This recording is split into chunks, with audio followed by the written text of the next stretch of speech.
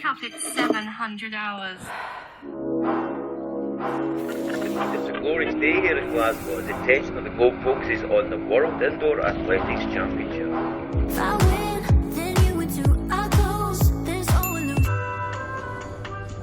Cometh the hour, cometh the... Oh, morning.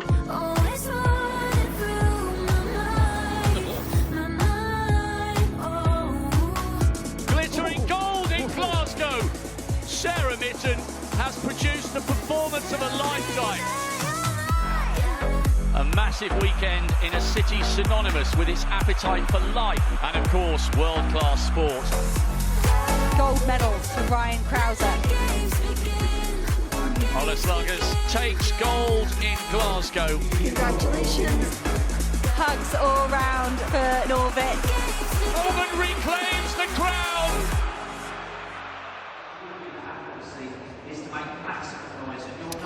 Hello and welcome to you wherever you're watching to this second of 3 evening sessions at this 19th World Athletics Indoor Championships, coming to you from the Glasgow Arena, a packed out stadium here in Scotland of some 5,000 spectators. We'll see 8 finals decided this evening. There are 11 tomorrow on the final day, but it's time for the women's pole vault final. That gets this session underway. You can see the pole vault uprights there, top left of your picture. 12 competitors go in this one, and it is a very, very strong field, which includes the defending champion, the reigning champion, I should probably say. Well, there's one athlete, Alicia Newman, about whom there is a big question mark. Great vaulter, the Canadian Commonwealth champion back in 2018. Indeed, she's world number 4 this winter, but she injured an ankle, twisted an ankle really badly a couple of days ago. I'm a little bit surprised after seeing the pictures on social media of her ankle that she's actually out there, but presumably she believes she can give it a go with a strapped ankle. There is Sandy Morris, one of the 2 Americans, the only nation with 2 athletes out there. She is the defending champion. She's indeed going for a hat-trick here tonight, or a three-peat, as they would say in the US of A. She was champion in 2018, champion 2 years ago in Belgrade, and she may be champion tonight, but she was beaten in the US Championships by her compatriot here, Katie Moon, who herself is carrying an Achilles injury. Question mark over that, but she did win the US title a couple of weeks back. She also happens to be the Olympic champion and twice world champion, lifting gold in Eugene 2022 and last summer in Budapest. Remember those wonderful World Outdoor Championships in the sweltering heat of Hungary. A little question mark over her too, as I say. Cool competitor though, very, very consistent. That's what makes some of these athletes stand out. And there in the Great Britain vest, Molly Cordery. Well, she is only the world number 1, just 23 years old. She's the new kid on the block, so to speak. She's worked her way nicely up to this level, has Molly Cordery. She was 7th in the European Championships a couple of years ago, 5th in the World Championships last year, and then she's been smashing it out of the park in the last few weeks. A British record in Birmingham 2 weeks ago. That was the best vault in the world, and then she went a centimetre higher last week in Rouen, France, to top those world rankings with 4 meters 86. Another athlete to look out for is Ling Li of China, 6th at the World Championships back in 2022. But most of these top names, Morris there, the defending champion, Katie Moon, the Olympic champion, Cordery, the world number 1. They're very, very consistent vaulters here. Just watching them going through a few warm-up vaults here.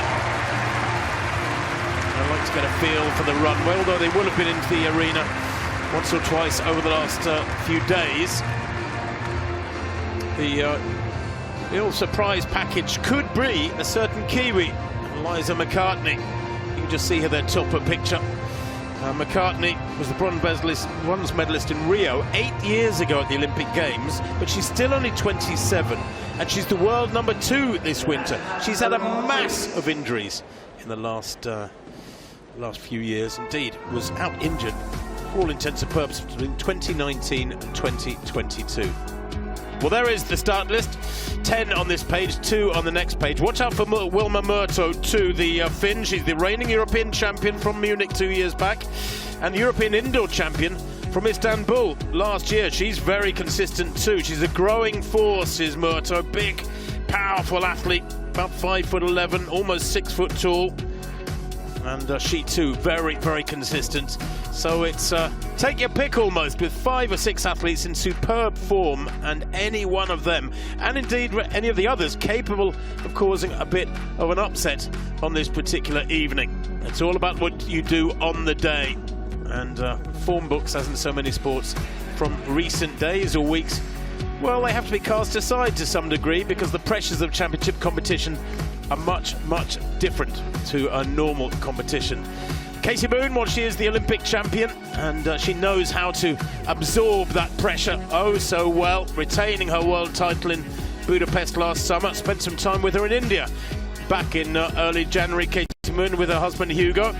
But she is just carrying, I had a word with her a couple of days ago here in the arena. She is carrying a slight niggle in her Achilles. She says it has to be managed. She's not quite sure how it will behave on any one session.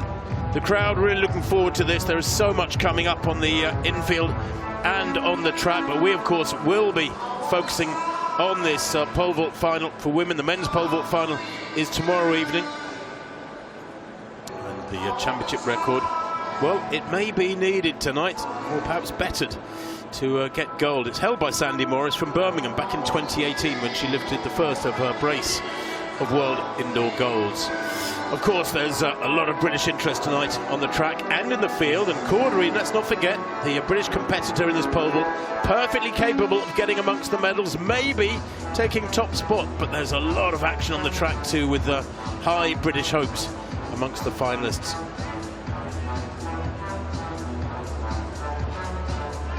Everybody comfortably in their seats in a lovely atmosphere here in the Glasgow Arena. It's nice and warm in here too, probably, I don't know, maybe 20 degrees, something like that. Outside, it's a cold afternoon outside, about 5 or 6 degrees outside. Let's take a look then at these 12 athletes who will be introduced there from the pink, well, it was pink, tunneled area. First out will be the Chinese athlete Ling Li, the only Chinese athlete in this final. Only one competition in 2024, Ling Li. That was a win at the Asian Championships a couple of weeks ago in Tehran.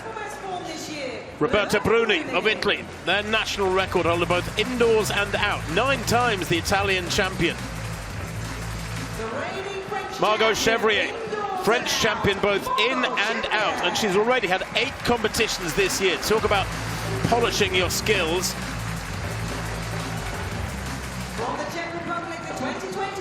Annalise Babikova, the Czech here, bronze medalist last year at the European Indoor Championships, former world junior champion. She is very, very capable of going amongst the medals. Caterina Stefanidi, well, she is a legend in this discipline. She took gold at the Rio Olympics 8 years ago. The following year, she took gold at the World Championships in London. Remember those? Never write her off, the Greek. 34 years old, but very, very consistent herself. Angelica Moser of Switzerland, a season's best in her most recent competition, Moser. She was 4th at the World Indoors 2 years ago. Can she go one place better at least to get on the rostrum? And there is Alicia Newman, as I mentioned, Commonwealth champion in 2018, the world number 4 this year, but a big question mark over the Canadian with that ankle injury from just a couple of days back. Eliza McCartney of New Zealand, the Rio bronze medalist 8 years ago. No height in Budapest last year, but she's back in fine form. For me, she's the dark horse, really, even though she's world number 2. Can she nail it tonight? Wilma Marto of Finland, the European champion, the European indoor champion from last year. Very consistent. She too, a real banker. She could make the rostrum.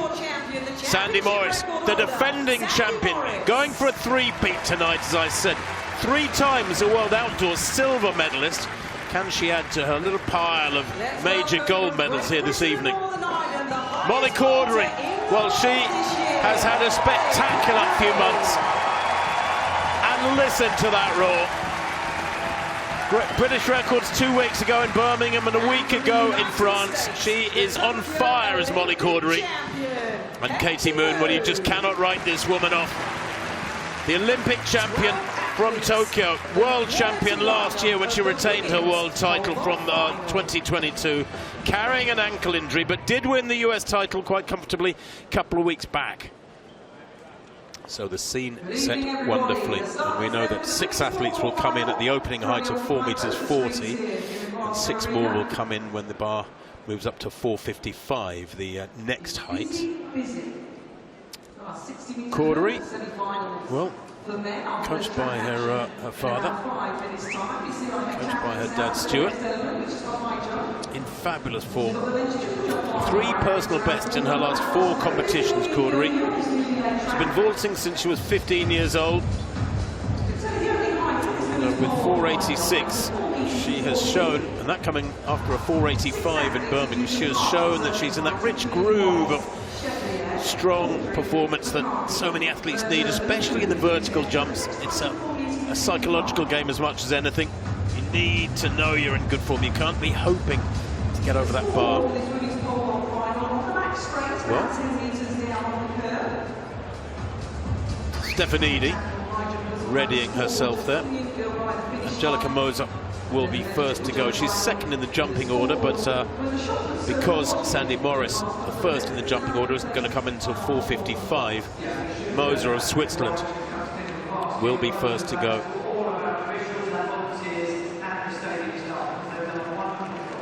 And we have just heard that, as I expected, I must admit, I was very surprised to see her out there warming up. Alicia Newman will not start. That ankle injury, too severe for her to get over. On social media there are some rather gruesome pictures, I have to say, of that twisted ankle. She completed a training session a couple of days ago and then was warming down apparently and twisted her ankle. I don't know how she did it, treading on a piece of equipment maybe, just not concentrating, I'm not sure, but very, very sad for Newman. I think she probably knew this, that she's taking it philosophically, was hoping upon hope, clearly, with all her stuff out there, to be able to compete, but it's not to be. And why jeopardize the rest of the year? Let's not forget this is an Olympic year. Why jeopardize the rest of the year for something that you know is probably very, very risky when there are perhaps bigger targets ahead, a few months ahead. So Moser next to go then, the bar, as I said, at 4.40 meters. This should be a formality for the Swiss. Yes, yeah, way clear that. Just nice sighting jump really for Moser. Her lifetime best is 4.75, so she can go many, many centimeters beyond that. Set her season's best in her most recent competition 11 days ago. That was 4.73, very close to her lifetime best. Next to go then, Stefanidi. Now she is possibly past her best. Back in 2017 she vaulted her lifetime best, but that's a lovely crisp workmanlike clearance at 4.40 for Stefanidi. That'll give the confidence a little boost. Her idol, by the way, is Renaud Lavillenie, the multiple world record holder from France, who has lost his crown to some degree, I suppose, to Mondo Duplantis, but he was for many, many years the dominant force in pole vaulting on the men's side. Now Bruni, third to go. They can rattle through these pretty quickly. I think most of these women should pop over this opening height of 4.40 pretty easy. 8 competitions already this year, Bruni. She's the Italian record holder. And her season's best 4.65 just a couple of weeks ago. Oh no, she's way off that. Drifting off to the right there.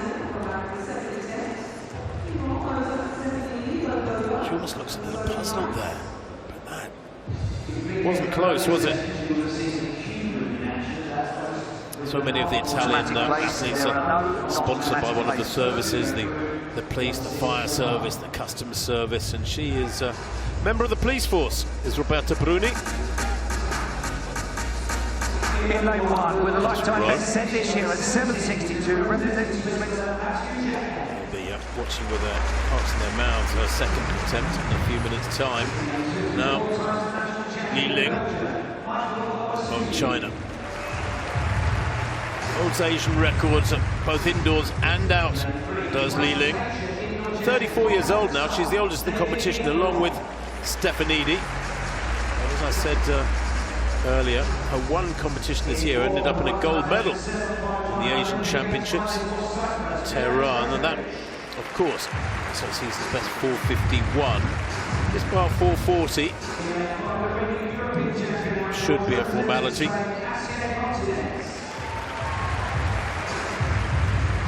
Oh, Bruni apparently.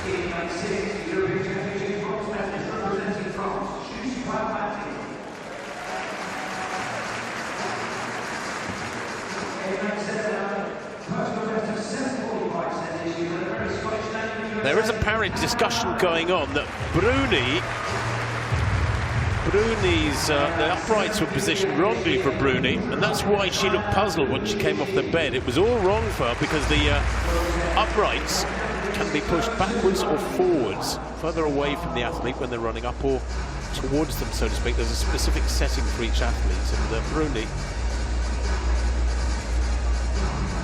questioning that setting. So I think she might take her second attempt, but actually I suspect it'll be revised to be her first attempt, if indeed her appeal is accepted. Yeah, there you see the depth of the uprights, 80 centimetres, and it was wrong for her. Now she's having explained to her. I presume if it was right for her, she should have been able to see that.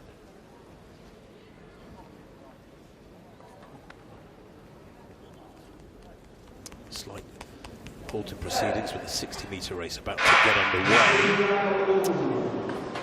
60-metre hurdles, I should say. That resulting in a full start.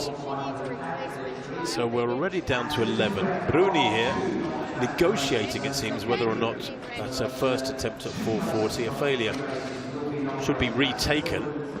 It probably should, of course. No probably about it. It definitely should, if indeed the uprights were wrongly positioned. But she is going to take the next vault, and that is a clear indication to me that her first attempt has been scratched, and this is starting afresh for the Italian. So far, Moser of Switzerland and Stefanidi of Greece have gone clear at 4:40. Bruni just biding her time here. Now that's what she wants, is a 60 depth, not 80. You do have to have tunnel vision. There's an announcement going on about the full start in the 60-metre hurdles a minute or so back. The athletes have regathered behind their blocks. There's always this sort of feeling that she's having to squeeze in the jump, and that's not ideal. Now, first attempt then at 4:40 for Bruni of Italy. That's better. Yeah, justice served. So 3 athletes have attempted 4:40, 3 athletes have gone clear first time, and she's well clear of that, is Bruni.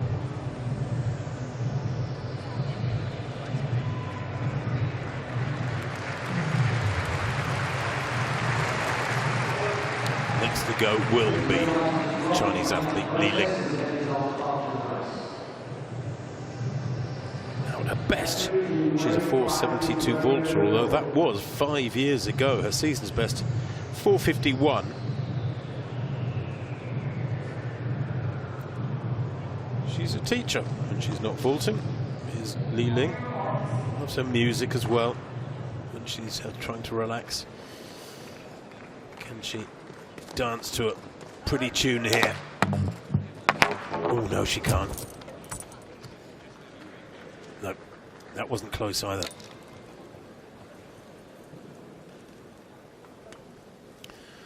The hurdles race in the background about to get underway for a second time. But communication with the coach, absolutely vital. Just little tweaks of advice from Li Ling there. Now, Spabikova of the Czech Republic. Czech Republic, well, they have had a winner in this event back in 2001, Pavla Hamachkova. winning the gold medal with 4 meters 56. How standards have moved on since then. The first ever world indoor title was won by Stacey Dragila of the USA, multiple world record breaker back in those days, obviously now some 27 years ago. She won with 4 meters 40. Well, it shows how the event has progressed. That's the opening height here for these first few athletes in this final in Glasgow. Amalie Svrabakova won the World Junior title back in 2018 in Tampere, Finland, where a certain Molly Cordery was only 9th. Things have changed a little bit since then, but Svrabakova should pop over this okay. 4:40 for her first attempt. Yeah, just nice, good. It's quite relieved, doesn't she? No celebration. It's a very muted celebration there. A little bit of hand clapping from her and the spectators over there to that corner of the infield. It's what in American TV they call bend 3, when they have to reference certain points on a track in the USA. They call entering the first bend of the 400 meters bend 1, coming out of it that's bend 2, and then as you go into the second bend that's bend 3, and then as you turn and come into the home straight that's bend 4. It just helps I suppose TV producers and cameramen, but actually probably the whole industry, reference positions in the stadium, and they are over at bend 3, just to the left of where we sit here, high above the home straight. So 4 athletes clear at 4:40. Just Li Ling to take her second attempt now.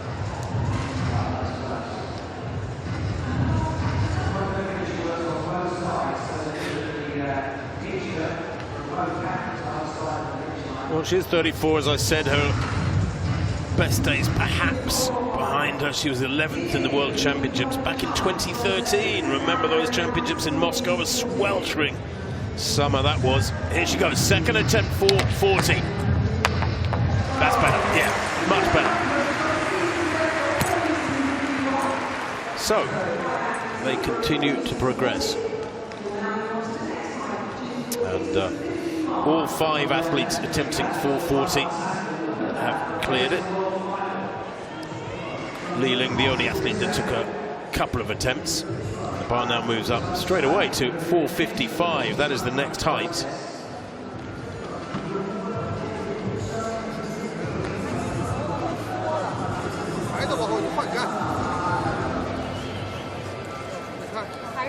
Feedback there for Li Ling.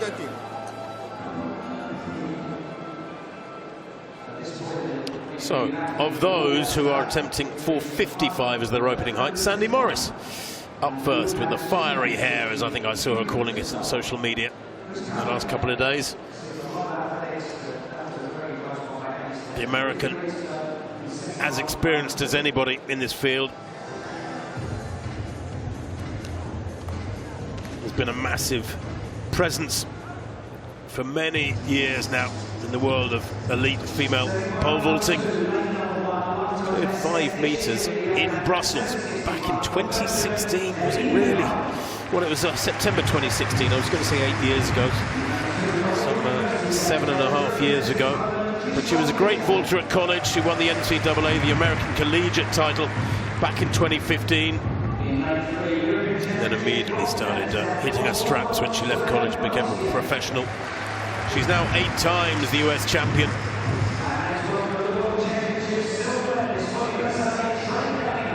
Fierce competitor. A season best last year, 480. She's only had a couple of competitions this year. First was in Reno, Nevada, where she won a low-key competition with 482, and then she came second in the US Championships in Albuquerque, New Mexico. A couple of weeks back with 475 behind Katie Moon. But they are quite a pairing, perfectly capable of going gold and silver here tonight. There is Moon. Will be trying desperately to keep that Achilles warm and loose. Oh, a little Shaking of the head there from Moon. I hope that's not a bad sign.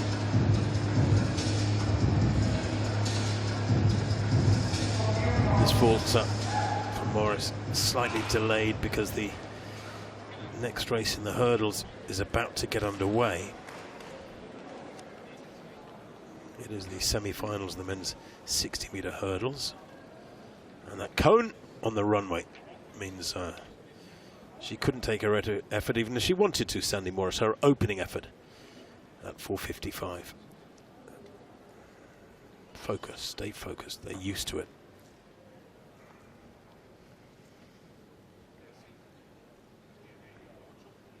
Morris will not pay any attention to the race. She won't want any distraction getting into her mindset. She's going about her job like the true pro she is, that's worked for her wonderfully time and again. Now she can really double her focus and go for this first attempt at 4:55. Again, for an athlete of her caliber, a 5-meter vaulter, she's cleared 4:82 this year. This should be fairly straightforward, 4:55, but there's still so much to get right in this incredibly demanding event technically. Speed and power and spatial awareness. Many of the top vaulters are former gymnasts when they were youngsters. Yeah, nice vault from Morris, and I'll tell you what, loads of space between her and the bar. That was a big vault. That's really encouraging. She'll know full well that she nailed it there. She's miles over that. Centre of gravity way, way beyond the line of the bar. Centre of gravity instant is roughly where your tummy button is, your navel. Obviously 2 or 3 inches in, but that is how you gauge more or less where your centre of gravity is. Now, Moser next to go. Popped over 4:40 without any trouble at all. 4:55 now for the Swiss.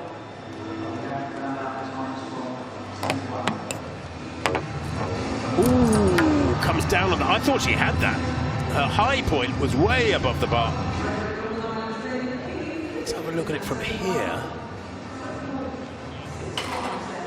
Yeah, her high point I think was in front of the bar. And when she comes down, she goes down through the bar. First time clearances are both good for your mind and good for your competition position, because in countback situations you really don't want to see X's on your card, but she has one now at 4:55. Only Morris clear so far at 4:55. Stefanidi next. 4:40 for her was no problem. I was saying how Sandy Morris is as experienced as anyone in this final. I might have been wrong. This could be the athlete who knows her way around the stadia of the world. Best of all, bronze medalist twice at the World Indoors, back in 2016 and 2018. Twice European champion, the European indoor champion back in 2017. She's pretty much done the lot as Stefanidi, and she's done enough there. That's a nice clearance at 4:55. Gets that one out of the way. The next height, incidentally, although there's a few more to come in at this height, will be 4:65. We will go up in 10-centimetre increment after that to 4:75, and then we're down to 5-centimetre increments. That's 2.5 inches if you're like your feet in inches. It'll be 480 from 475. It'll go 480 and then 485, 490. Bruni now. Okay, so when the uprights were correctly positioned, she popped over 440 very smoothly. Can she do likewise at 4:55, the Italian?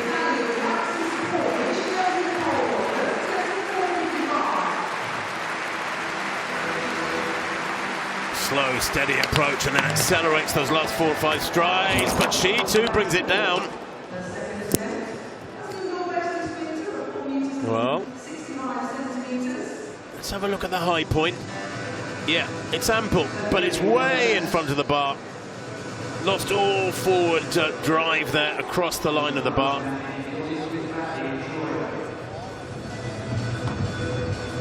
So a little reset necessary for her, as well as Angelica Moser. And now Li Ling.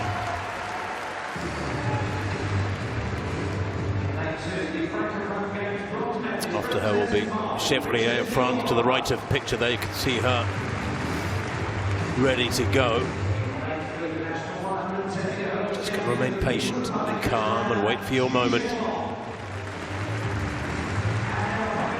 Li Ling is long and lean. It took a couple of attempts at 440 before popping over it without any trouble. Now 455. Now, this would be a season's best for her. She's a 472 vaulter, but I mentioned earlier that was back in 2019.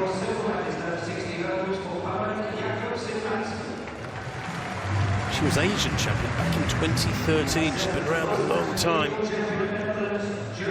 She's been there and done it at major championship level. She was 6th in Eugene back in 2022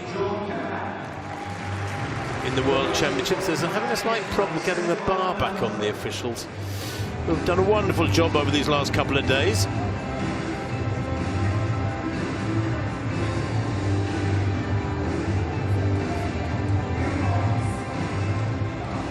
Let's hope that stays up. Don't know if it's being knocked off by something on its way up, but our bar camera will let us know. Ooh, it's bouncing around. It's like the invisible man's just gone over and given it a little tap.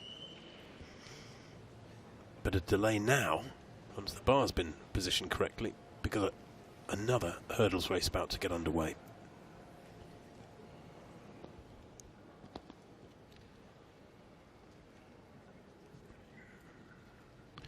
The bar fell down again. Very frustrating for the athletes, this, and a full start in the 60 hurdles as well. Let's begin to set the track program slightly behind schedule if they're not careful. Full starts are, of course, part of the game in track and field athletics, or track athletics anyway, but you don't want too many. It's a meeting director's nightmare when you start getting a whole load of full starts that delay proceedings. And not ideal either for these women in this pole vault final, albeit we're in the early stages. Li Ling waiting for this bar to be raised successfully, and we hope it will go up now without any trouble. And ironically, in the hurdles, that full start was down to a Chinese athlete who has been disqualified. Li Ling has really got to switch off, keep that out of her mind.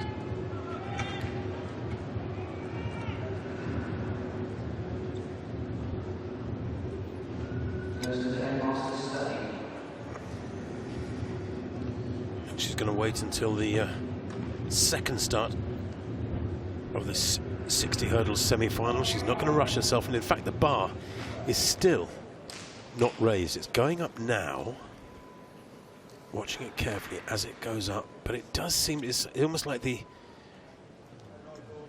mechanics that raise the bar into position are juddering a little bit. It's shuddering a little bit as it goes up, and it makes the bar bounce around. The bar is in position, it's still bouncing a little bit. I can see that, even though I'm about 30 or 40 meters away. There it is, it's settling down. But has it moved a little bit in the uprights? That's the other factor. Is it much closer to coming off when if it's touched by Li Ling than it would have been? That's the worry. Well, the hurdles race did get underway, thankfully out of picture, and now she can focus upon this next attempt.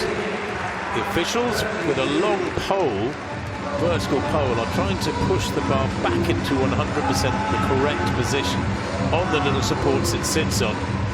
Because if on its way up it was bouncing around and gradually moved closer and closer to falling, then that's not fair on the athlete, is it? You want that bar to be dead centre and in the right place.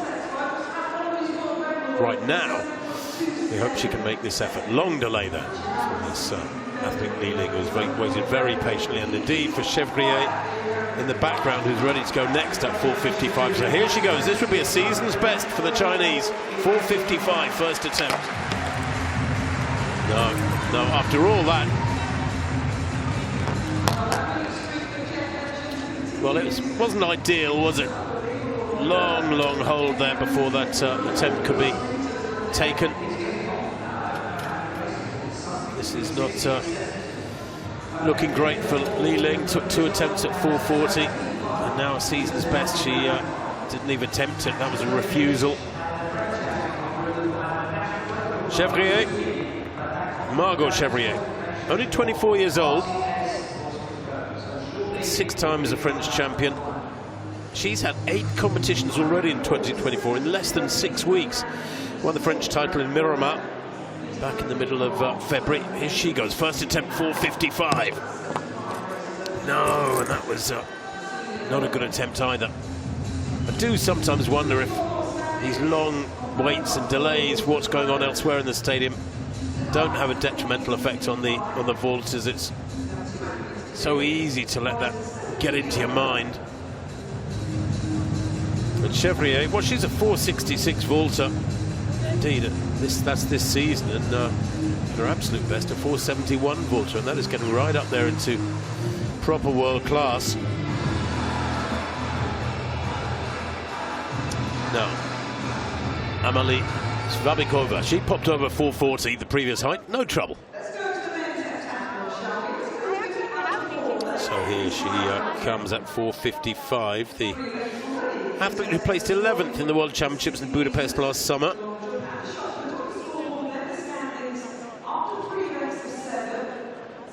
It's her season's best in France, at Clermont-Ferrand. Just 9 days ago, 4:63 meters. But when you think about it, that's 8 centimeters above this bar height, 4:55. So she's getting up towards her season's best. Her lifetime best was actually almost exactly a year ago in February, mid-February last year in Ostrava. Back in the Czech Republic on home soil, she cleared 4:72. Now, I'm not sure what she's... Maybe the uprights are wrong for her as well. They're set at 80 centimeters. She's looking for a different depth, or is she? Something there she wasn't happy about.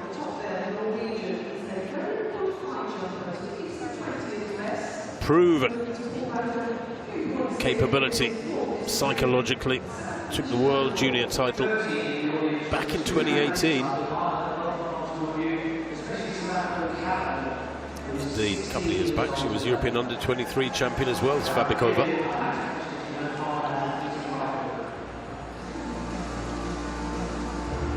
They were indeed just checking the stand depth once again, the upright depth for these vaulters. Now here she goes. Amalie Svabikova then, first attempt, 4:55. Yes, that's nice. That was very neat indeed. Didn't look to be a lot of daylight between her and the bar, but that doesn't matter. She eased over that very nicely. Oh, I don't know. Maybe there was a bit of space between her and the bar. Doesn't matter. She joined Morris and Stefanidi with a clean card so far. Cordery and McCartney and Murto and Moon will all come in at this height as well. Here goes Molly Cordery, the world #1 now, in front of the home crowd. There's pressure on her. How will she respond? Oh, just wonderfully. Makes it look so easy. She's had a long wait as well. She's had to retain her focus. But she has proven form as Molly Cordery. She's just got that X factor is what I feel about her as a vaulter. She is reliable. She gets it done again and again. When she set the British record in Birmingham a couple of weeks back at the UK Championships, 4:85 meters. Not a British record, sorry, a personal best, but it was the world's highest vault this year. She cleared it 3rd time, and then when she went to Rouen, she cleared it at the 1st attempt. Now McCartney. Eliza McCartney, just glad to be in one piece, the Kiwi, and vaulting. And vaulting beautifully, and that was a big vault too. Oh, and she knows that was good. Wow. She was way beyond that. Talk about the X factor. I think she's another one in possession of just that. That's a lovely clearance from the Kiwi. So many injury problems since she took a Commonwealth silver medal, ironically behind Alicia Newman back in 2018 on the Gold Coast in Australia. But she had no competitions at all but in 2022 and very few in 2019, 2020 and 2021. Here goes Murto then. Now, 4:55, no, oh, that's a surprise. Opening height for the Finn. And a refusal there for the European outdoor champion. Actually, just checking, she's the reigning European indoor champion from last year, reigning European outdoor champion from 2022. Remember, the European Championships this summer is a few weeks before the Paris Olympic Games down in Rome. The Italians will be welcoming these athletes. There'll be a lot of pressure on Roberta Bruni there. Now Katie Moon, first time we've seen this American. After this vault, we'll have seen everybody from the 11 competitors. Moon then, 4:55, lots of speed. Oh yeah, nice and easy there for Moon. Probably the quickest of all of them. I think noticeably the fastest there on the runway. Yeah, still going upwards. Bar clearance at 4:55. Well, I think at the top of her vault, 12.913 centimetres over the bar. It's almost 6 inches. That's a nice card for Moon. 1 vault, 1 clearance. And so we have 6 athletes clear at 4:55. We have 5 who failed their first attempt. And here is the first of them, Moza. Now she is deep into a competitive groove. This is her 8th competition of 2024. And her season's best, 4:73, came in her most recent competition. That was 11 days ago. So this, she knows, is well within her capability.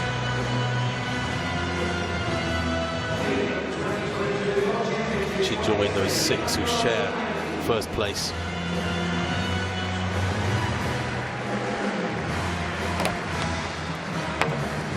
Yes, that's better. Whips the top half of her body around the bar there. And a bit of a sigh of relief there from Angelica Moza. Now she can refocus the next time. Remember, 4:65. That will start sorting them out, I rather fancy. Roberta Bruni will be next to go, the Italian.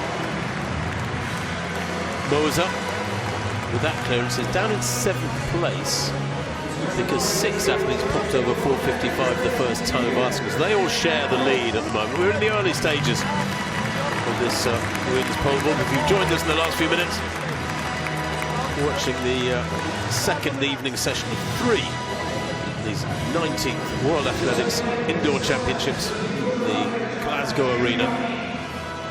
It's the first event of this evening session. The women's pole vault is now well underway. The bar at its second height, they opened with 4:40.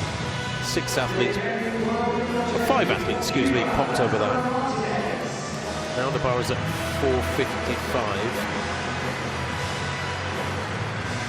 So, Bruni. No, and she's in trouble.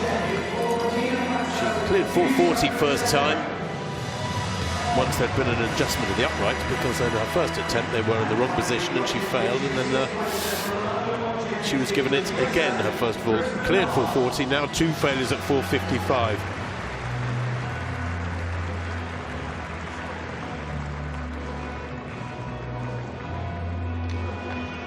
Our computer's telling us that 4:65 is going to be passed by Katie Moon. Looks like she's the only athlete who is planning to do that. I wonder if that is because she's protecting her Achilles and trying to take as few vaults as possible. If you know it'll only survive with a limited number of vaults, then you try and use those efforts wisely. There is the American, the Olympic champion. Lives in a different city to her husband.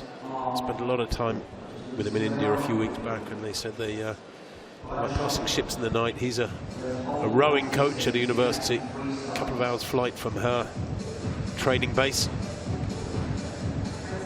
Li Ling then, second attempt for the Chinese at 4:55. Took 2 attempts at 4:40. Can she emulate that at 4:55? No, she can't either. She's in trouble. 1 attempt left for her. And for Roberta Bruni.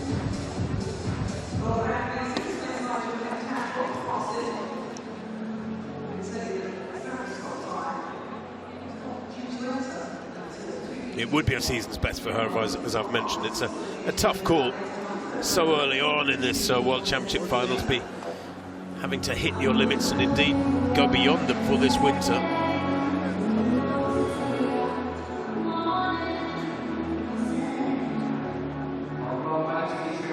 Chevrier next to go. Well, she didn't come in at 4:40, she's come in at 4:55, so she didn't take the opportunity to have that sort of sighting vault at 4:40.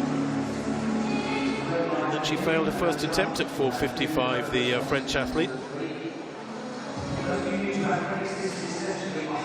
But she is more than capable of popping over this. The athlete from Nice competes for the Nice Côte d'Azur club. Ooh, no. They'll have their head in their hands after watching that. Medical student Chevrier, like the two who vaulted before her, Bruni and Li Ling, is in a bit of trouble now. The French, of course, especially on the men's side, have such a massive tradition. Great success in vaulting, going back, well, 30 or 40 years, frankly. Reservoir of coaching knowledge in France.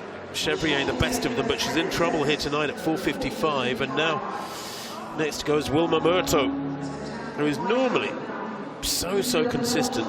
She's had 4 competitions this year before tonight, and her positions in those competitions have been first, second.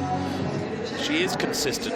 Says her idol is Jen Shure, who's the world record holder for indoor vaulting, although the two are combined now, indoor and outdoor vaulting, to make the one all-time list. So can she vault? Can she emulate Jen Shure, the American, here and pop over 4:55? Second time of asking for the 5th. No, she can't either. Well, this has become suddenly a significant block for 4 athletes who have all got to go a 3rd time.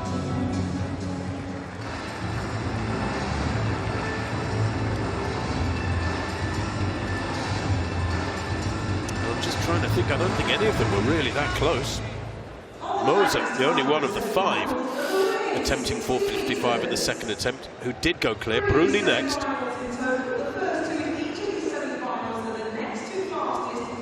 And it's now or never for Roberta Bruni of Italy. She is the Italian national record holder. She's a 4:73 vaulter at her best. She's been way beyond this height. That was only last year, last September in fact. She had a good summer.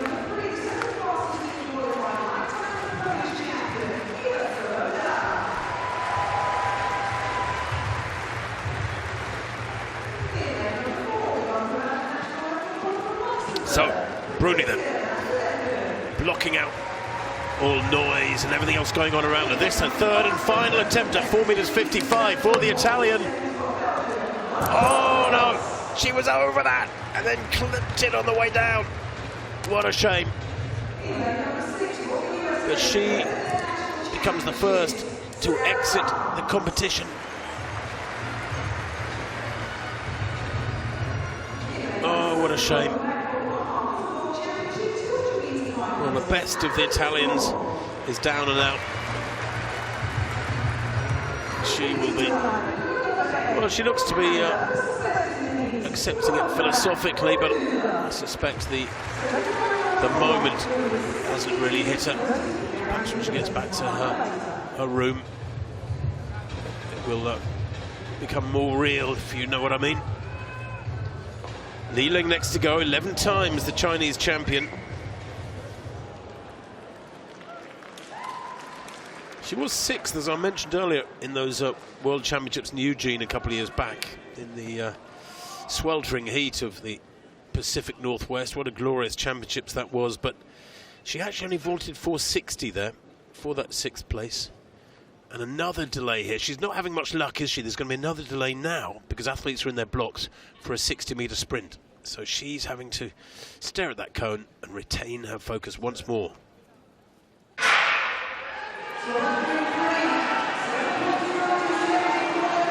Well, the race underway and the race run, and now she can refocus, so to speak.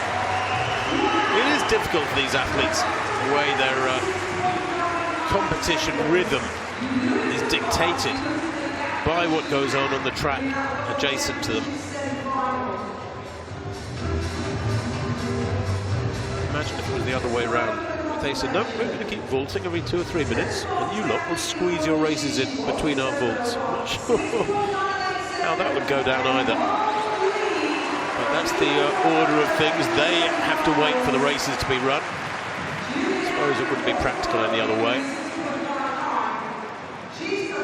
Here we go then. 3rd and final attempt for Li Ling of China. They're number 1 to get over 4:55. No, I didn't think her previous attempts were strong. And that's a real shame too. These straight finals at these World Indoor Championships are pretty unforgiving in the... don't have to go back too many years to find a period where there were, at championships like this, qualifying competitions in the vault and in all the field events. But now it's straight finals, just the best of the best, so to speak, getting through to compete at these World Indoor Championships. Chevrier next to go. It's been whittled down very quickly so far. I mean, that's 2 athletes done out, Bruni and Li Ling of Italy and China respectively. 6 athletes went clear at 4:55 first time. Only Moser has gone clear at the 2nd time of asking, so 7 clear at this height, 4:55. Chevrier here has got to try and join them. Now, 4:55, 3rd attempt. Her season's best is 4:66. That was a couple of weeks back.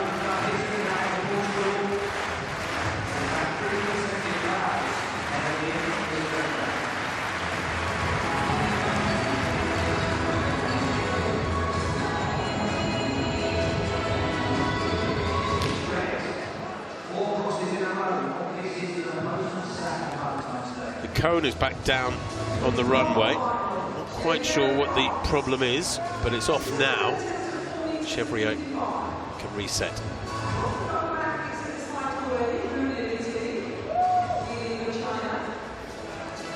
Margot Chevrier of France, 3rd attempt at 4:55. It's got to be done. And it's done in spectacular style. That was a big vault. Beautiful vault. You can see her looking there as if to, almost like she couldn't look her coach in the eye. She's way over that. That's a lovely vault. Clutches her fists to her chest there as if to go, yes!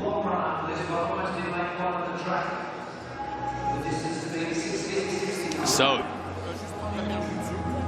she becomes the 8th athlete clear at 4:55. She is in 8th place because she's the only one so far over it at the 3rd time of asking. Can Wilma Murto, the outdoor European champion from Munich 2 years ago, can she go clear at the 3rd attempt? Yes, she can. Yes, she can. Well, I was surprised when she failed it the first time, never mind about the 2nd, but Murto will vault on. So of the 10 who started here, 11, excuse me, Alicia Newman, the one athlete who pulled out, having gone out onto the arena floor and warmed up, obviously deciding that twisted ankle from a couple of days ago, the Canadian, was too severe to really vault on in anger.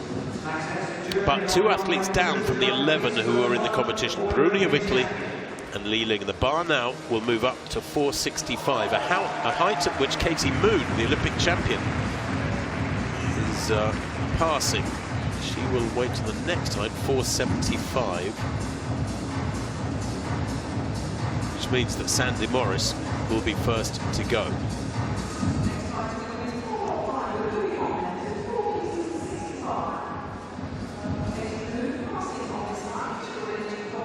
Morris then getting that resin on her hand, maximising the grip of the pole.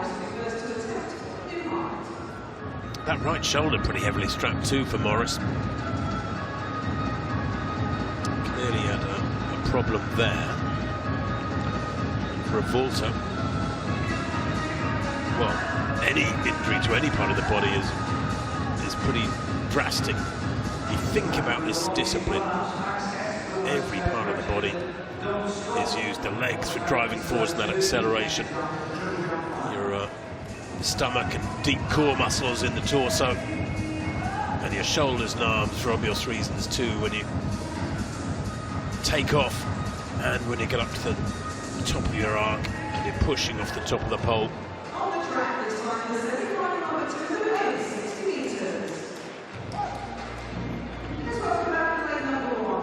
Sandy Morris then, very patient. He's been there before, been there and done it. She remembered the athlete who is the defending champion, reigning champion, and now the competition's underway, the defending champion, and looking for a hat-trick. And a few bars to get over before that might become a reality.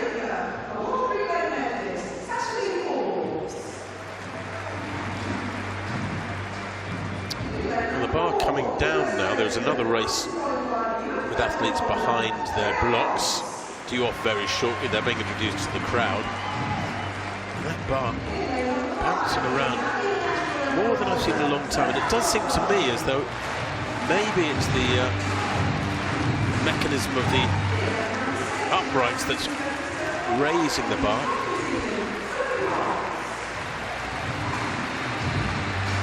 Now Murto chatting away there to Katie Moon. Katie Moon giving us some advice. I'm not sure exactly what about. Murto, we understand, is withdrawing from the competition. Hence that chat with Katie Moon and a hug there from Eliza McCartney. Oh, and Molly Cordery there. She must be carrying an injury. I don't know what. I've not seen anything or heard about anything, but that's a great shame for the Finn, who on her day is a wonderful competitor. The bar going back up. They were just checking the height, we understand. So it is at now at 465. Murto has retired. Newman didn't start at all. So we're 4 down from the 12 original starters. And now Sandy Morris, that race underway, can focus herself. That's a great shame for Wilma Murto. She's a very, very consistent vaulter. She was 5th in the Olympic Games, 5th equal in Tokyo 3 years ago, and then 6th the following year in the World Championships. And, former World Junior Championship bronze medalist. Again and again, she places really high up. I've got written in my notes, she's a growing force as Murto. And the Finns, who have never medalled on the female side in any discipline at the World Indoor Championships, will be desperately disappointed with that withdrawal. There was a chance, I'm sure many believed, of a medal of some colour for Wilma Murto at these championships, but it's not to be. She will have to right the wrongs, whatever's problems she's fighting physically, get herself in shape for the summer. That is the big pot of gold, so to speak, sitting on the mountaintop several months away for all these athletes. The Paris Olympic Games will be sweltering there. I almost guarantee that.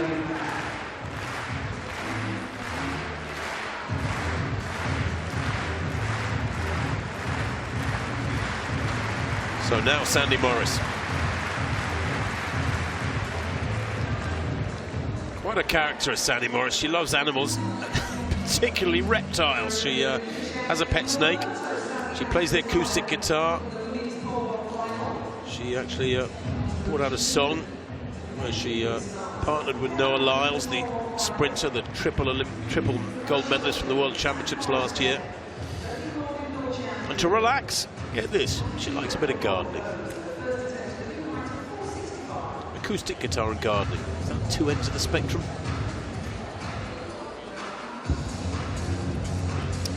First athlete to attempt 465 then, Sandy Morris, the reigning champion. Yes, lovely, lovely. First time clearance, so important. A little bit of pressure applied to her opponents. And if any of the major names who are yet to come falter at this height and fail the first time, of course, she holds the ace card over them. They would have to clear the next height to get ahead of her. That's assuming she doesn't clear the next time. But 465, we're a long way yet from the climax of this competition. But that's great from Sandy Morris. 2 vaults, 2 clearances.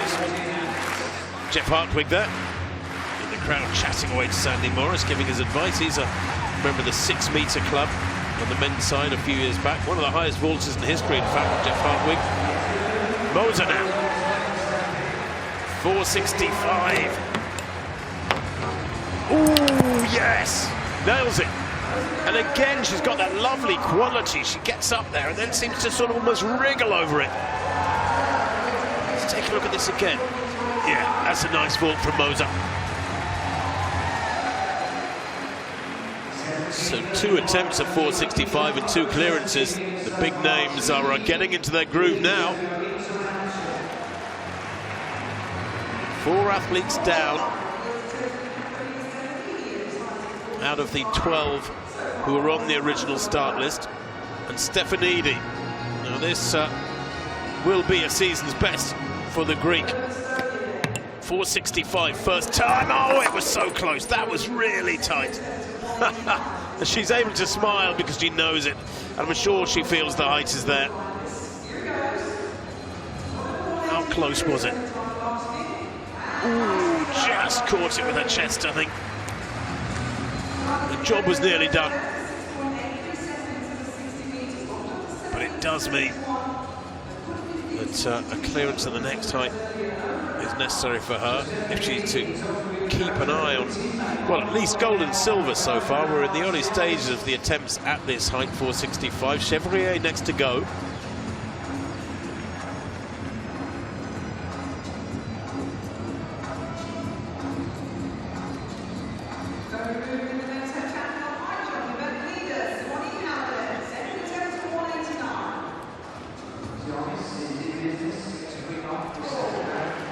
Well, the bar fell off again on its way up. They are having a few problems there. This is unusual. I'm not familiar. I say not familiar. I can't remember the last time I saw officials who, with their best efforts, just could not get the bar to stay on. And I'm sure it's a mechanical problem they're having rather than any fault on their part. They're doing the best they possibly can, and they must be incredibly frustrated. It is slowing down this competition quite markedly. Me like one of the technicians is now out there. Yeah, there's a couple of technicians out there in black uniforms who are trying to assist.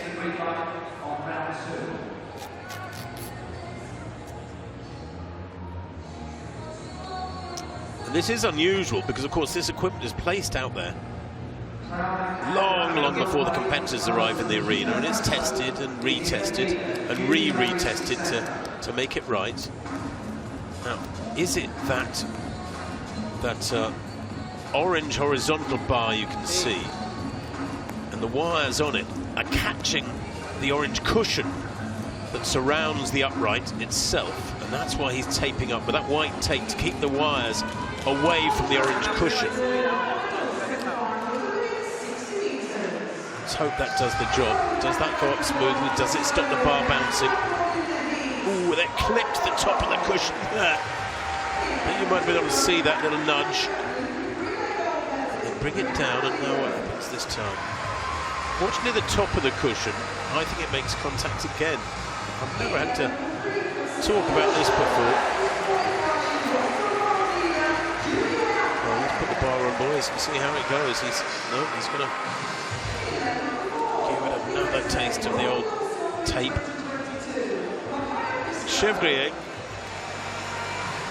who is next to go, having to wait very, very patiently for this. This is unusual, but it's all part of the experience, and to an extent, I suppose you could say, the learning curve, because this can happen. You know, there's a lot of equipment out there from various disciplines in track and field athletics. And there's Murto, who was pulled out with injury, it seems. Just to watch proceedings, but this is unusual, and it's frustrating for the athletes and the organisers.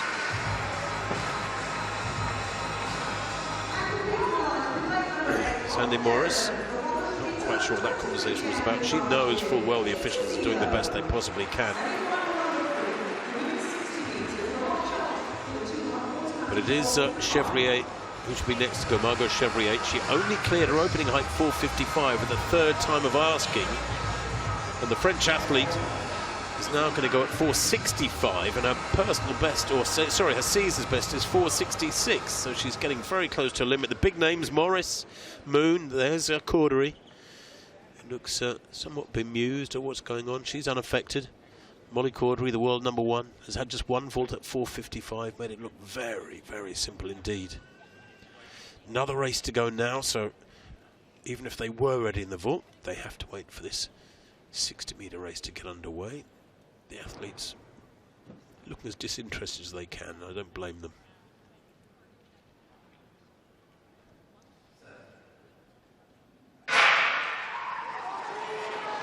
Well, the race gets underway. Thankfully, no full start there, and the officials can get that bar on the uprights.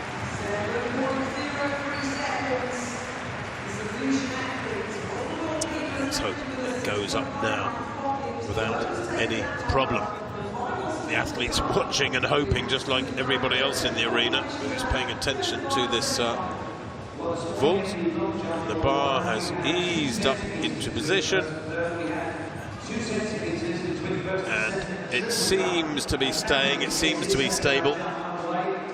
And Chevrier now, after a long, long delay, can take her first attempt at 4:65. Remember, Sandy Morris popped over first time, so did Moser, Angelica Moser, as well as the American. She popped over for Switzerland. Stefanidi failed her first attempt at 4:65. Katie Moon is passing at this height. Wilma Murto retiring at this height from the competition, the Finn. We can only assume carrying an injury. But here goes Margot Chevrier for France.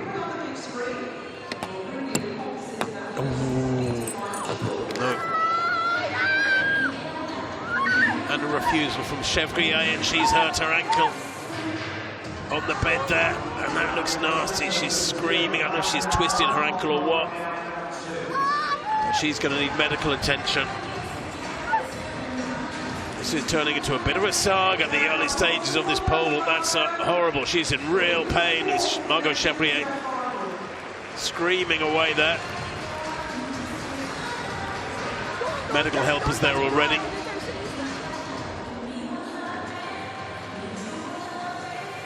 Scott Simpson, an ever-present force on the coaching side of Great Britain, who has been so giving of his advice to all and sundry in the pole vault world for several years now. Was a good vaulter himself. Don't know if he was shouting to Molly Cordery just then.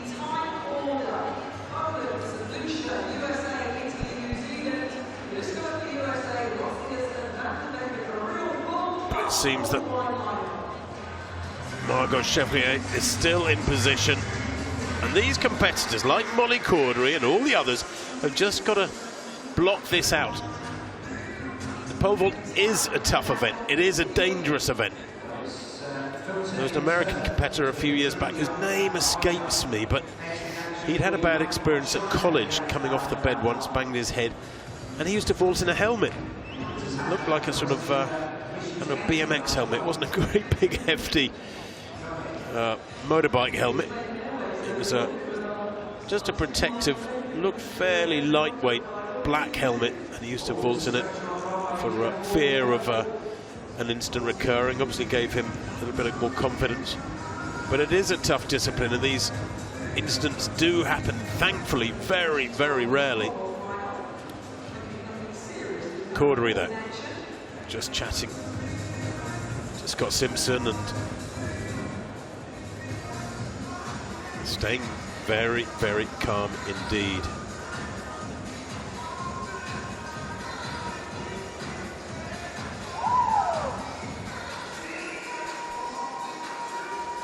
Katie Moon there.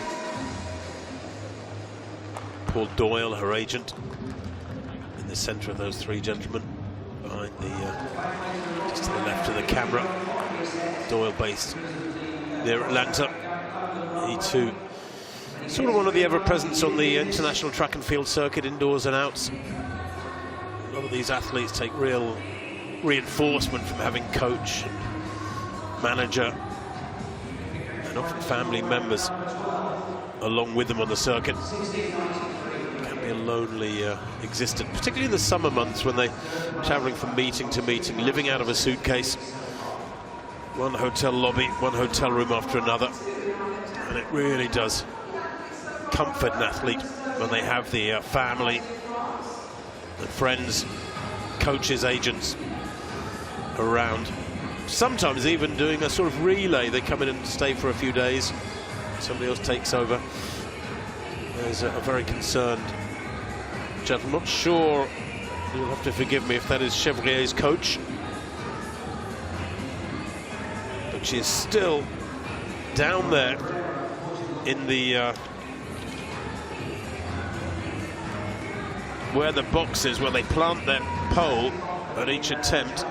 She's down in there. She sort of fell down into that gully between the uprights and was screaming straight away. It looked like she'd hurt her ankle, but they're not moving her.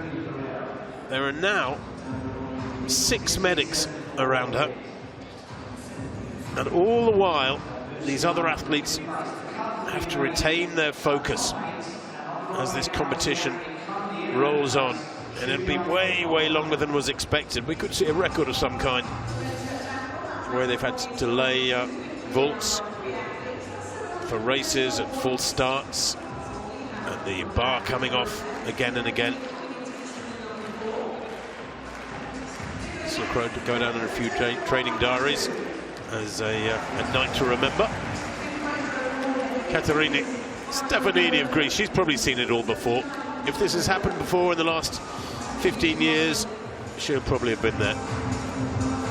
Look at her career progression. 4 meters 90 back in 2016. That was the year she lifted the Olympic title at the Rio Olympic Games. She was imperious at that time. She totally dominated European pole vaulting between 2016 and 2018. Took European Championship golds in 2016 in Amsterdam and in 2018 in Berlin, and between those a European indoor title in 2017. She took the Olympic gold, of course, as I said, in 2016, and she's been there or thereabouts ever since. Now the officials trying to explain to the French contingent in the stands what's going on.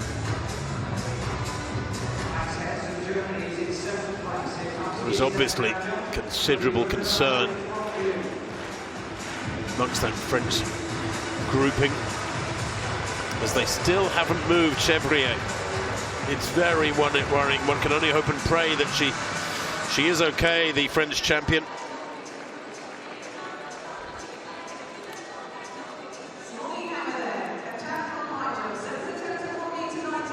And there is a stretcher out. I don't think it's a back support stretcher, so to speak. I think it is a just something on which they can carry her. Yes, they're going to put her onto a wheeled stretcher. I'm giving you a sort of commentary of what's going on out of shot, because these athletes, McCartney to the right there, Katie Moon, Sandy Morris, Yekaterini, Stefanidi, Svabikova, Molly Cordery, they're all sitting very, very patiently, waiting, knowing that that medical team, the officials, were doing everything they can to do this absolutely right. But medical care is not something you can rush.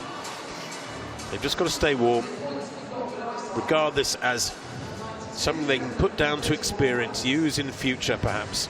Stay lean and mean and focused and warm and loose. You might have seen Molly Cordery there in the background, just limbering up down the back straight to keep very, very loose. It is tough. Running events, you warm up, race and warm down. These athletes, it's a totally different skill, both psychologically and physically. They know they can be out there for a couple of hours or more, and it looks like this competition is going to, if you'll forgive the pun, run and run.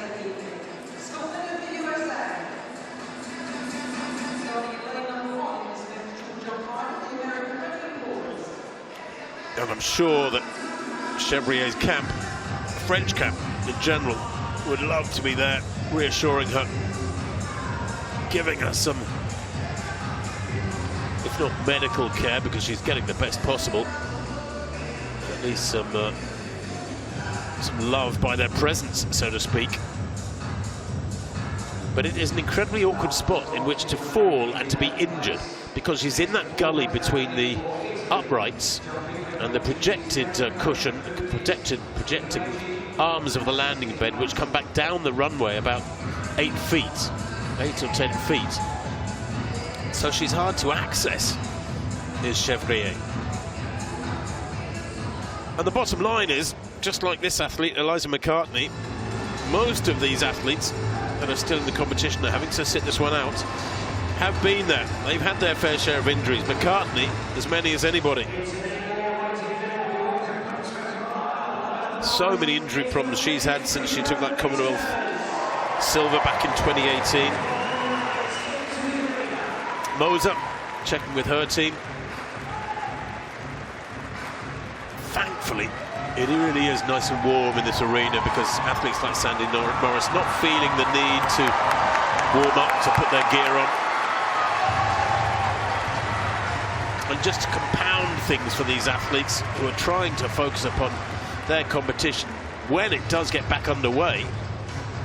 And of course, Chevrier's care has to be the priority. She's now being lifted onto the stretcher. Just to compound things, I think the women's 3,000 metres final is about to get underway, with a certain Laura Muir running in it. A Scot running in front of the home crowd. She's one of the favourites. And of these pole vaulters, this is not what they expected. They will have had their evening's competition more or less planned out. Frankly, the competition should have been reaching its climax by now, but I would say we're halfway through it, if that. Chevrier getting applause as she's being wheeled out of the arena. Two very concerned people in French tracksuits there. I wonder if that's her mum and dad, her parents. She is being taken across the home straight track now. And it does look, while she has been given great care over this last 15 minutes or so, she's taking oxygen, I would imagine something for the pain. She is being wheeled off the track now, almost right behind the starting lineup of the 3,000 metres for women. And great concern, understandably, there amongst the French contingent. That is an awful shame for Margot Chevrier, and one can only hope that she is going to be okay, that is not a serious injury. Sometimes the most painful injuries are not structurally the worst. But she clearly was in an awful lot of discomfort. She will be rushed away to care now.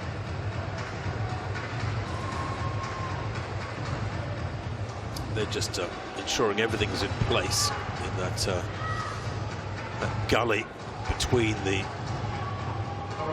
uprights and the two projecting sections of cushion coming towards the bottom of the screen.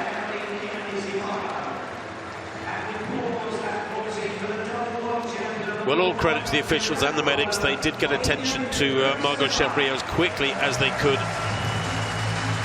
Very, very difficult for this French contingent to know what to do. I'm sure for most of them this is a unique situation, but please God they will head off and find Margot Chevrier in reasonable comfort and not too badly injured.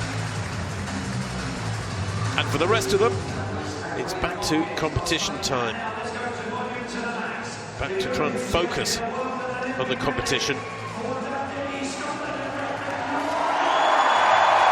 So Chevrier is gone.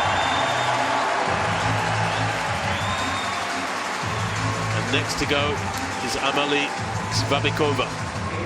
She's quietly gone about her business. She cleared 440 first time, her opening height, 455 first time, the next height, and now 465 for the Czech.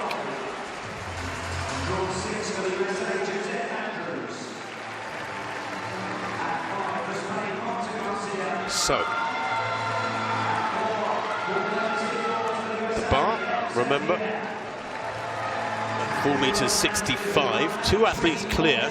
Sandy Morris there sitting down with her legs crossed, and Angelika Moser of Switzerland. They both popped over okay. Stefanidi has had a failure, the Greek. They're just behind Sandy Morris. You can just see her head behind Morris, who's using that stretching band. Wilma Murto is retired after a third time clearance at 455 for Finland. Chevrier, of course, is out after that one failure. What we hope is not a severe injury at 465. Svabikova trying to get the focus of the crowd now. Former world junior champion. Ahead of Molly Cordery. That was a few years ago now, 6 years back. Here she goes, first attempt at 465. Can she maintain her perfect card so far? No. No.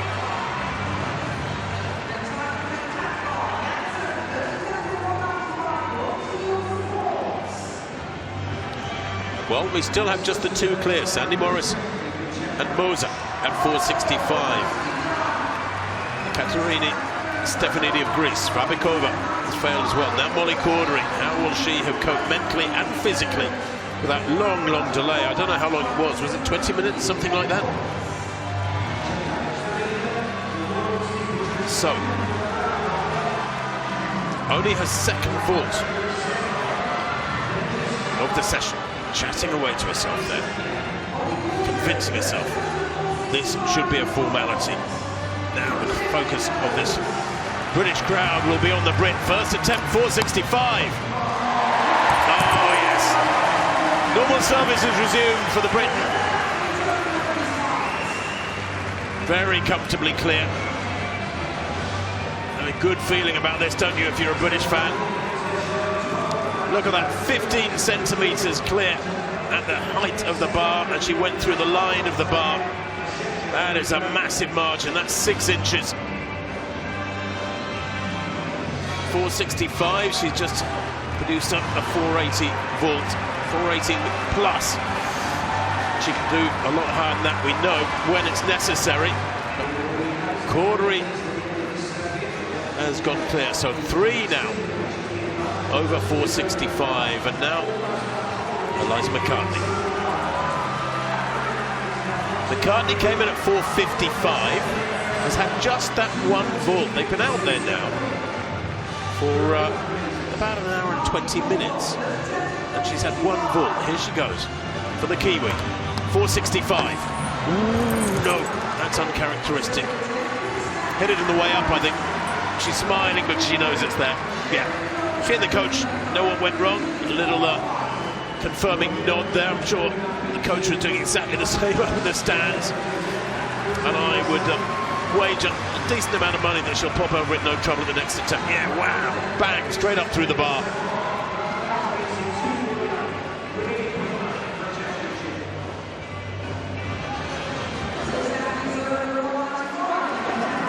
So, this height always was going to cause a little hiccup in proceedings for one or two athletes.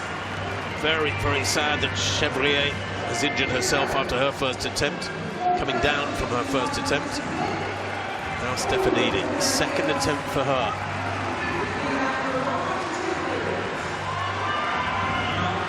We're down to 7 competitors now. Remember Katie Moon passing at this height. Her next vault will be at 475. She's only had one vault. Stefanidi, with her fourth vault of the night, has second at 465. No. Oh, dear.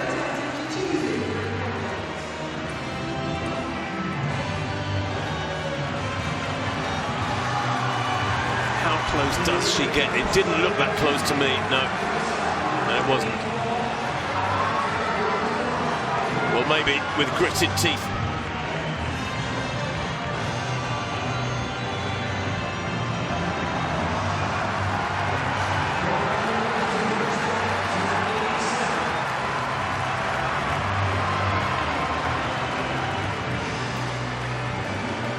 Stefanidi, doesn't matter how many years of experience you've got, how many times you've been there and done it, you can get feedback. You need some reassurance, little tweaks from the sidelines.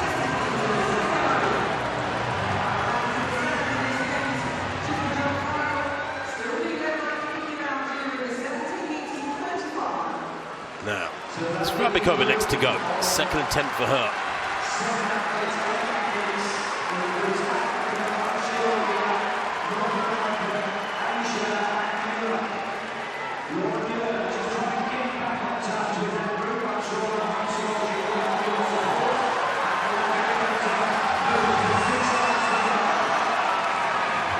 The noise levels are rising here with this 3,000 metres mid-race. Around these athletes, they're in the centre of it. Talk about being in the centre of a storm, the eye of a storm.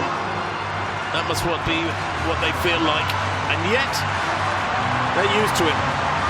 The newbies had better get used to it. The older hands are used to it. Rabikova at 24 has been absorbing pressure and responding to it, returning it with interest for years. The World Junior Champion 6 years ago. The bar at 465. This the second attempt for the Czech. Trying to get the crowd behind her, and of course there's a big contingent of spectators, of fans over there adjacent to the pole vault runway who are very focused on this. They're not being deterred or distracted by the 3,000 metres. As Rabikova now goes 465, second time. No. One attempt left.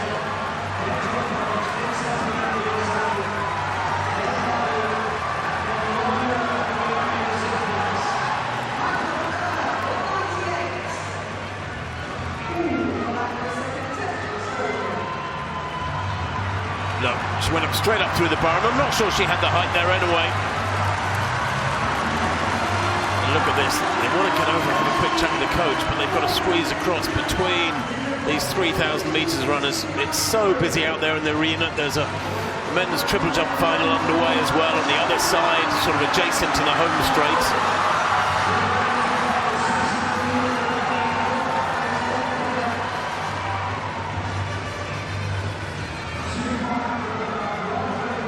So McCartney then using a darker resin than some other athletes. That's like a sticky, almost glue-like substance to improve your grip on the pole. Otherwise, of course, it would be all too easy for that pole to slide off your hand, slide away. Positivity, be on top of your game. That's what the vertical jumpers have to do, whether it's the high jump or the pole vault, and we need positivity now from Eliza McCartney at 465, booms over it, brilliant clearance. Yeah, little nod there, big sigh, but she is back on it, so to speak. Look at this, she is way over this. Bar clearance, 18 centimetres at the top. The closest she gets to it is 4 centimetres, but that's horizontally above the bar. She was way over that McCartney. She's got a big vault in her tonight.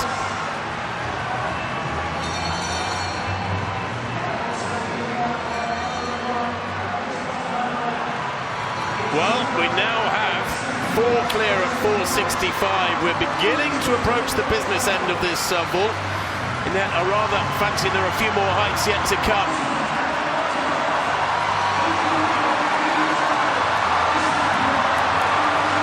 Stefanidi next to go. And this for Stefanidi is is an important moment, this. Her third and final attempt at 4 meters 65. She popped over 4:40 first time, 4:55, no trouble. But has she met her match here at 4:65, or has the seasoned campaigner from Greece, the former Olympic champion, the former world champion outdoors, this would be a season's best for her. She cleared 4:64, just 1 centimetre less than half an inch, back on the 27th of January, some 5 weeks or so ago now. That was in Seattle, in Washington, USA. Now, third and final attempt for Stefanidi. No. And out she goes. Well, that's a shame. That's a shame. Not sure she really believed it. She's the first to fail 3 times at this height.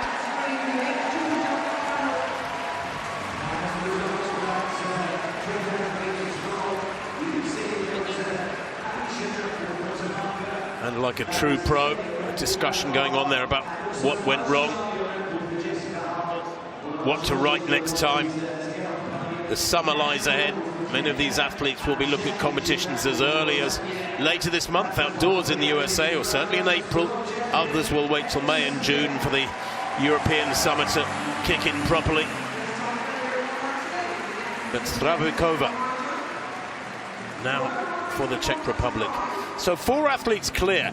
Just to reset, Sandy Morris has had 2 vaults, both of them good. She's gone clear at 4:65. She leads with Molly Cordery, who's had exactly the same, just 2 vaults, went clear at 4:65, no trouble. Angelica Moser went clear first time at this height, but had 2 attempts at 4:55, the Swiss, so she's lying in 3rd place behind the joint leaders. And then Liza McCartney, with that second time clearance at 4:65, is lying in 4th. Just 4 athletes clear at 4:65. Here goes Strabikova. Can she join them? Yes, she can! Oh!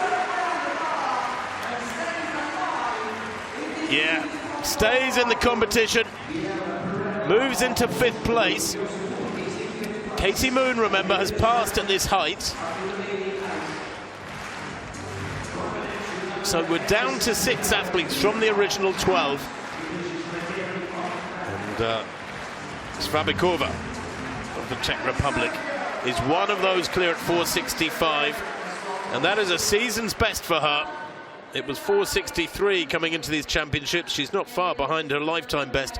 The bar will move up to 4:75 now, and that will be a lifetime best for Strabikova if she's to clear it. Gets a good replay of her vault there. What went right? What can be tweaked and perfected?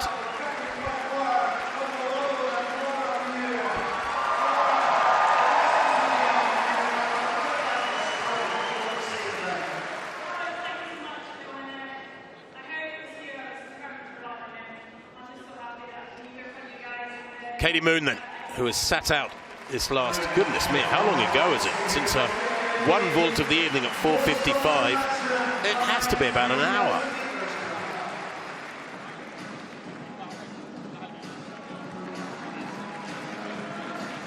But is she worried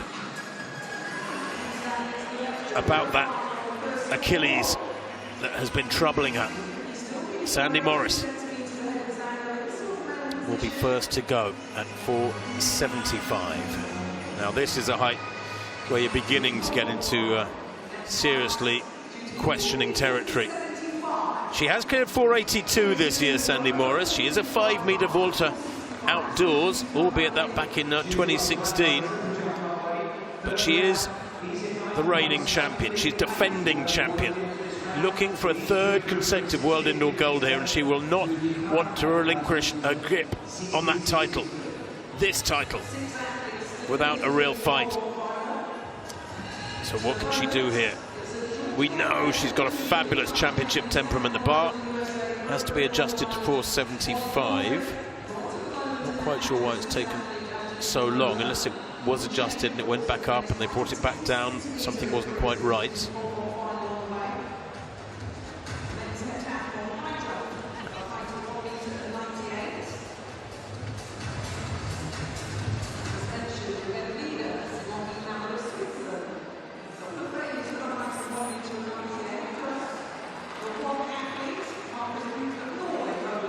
Katie Moon here. Her last jump was at 7:36. It's now 8:30. It's almost an hour ago.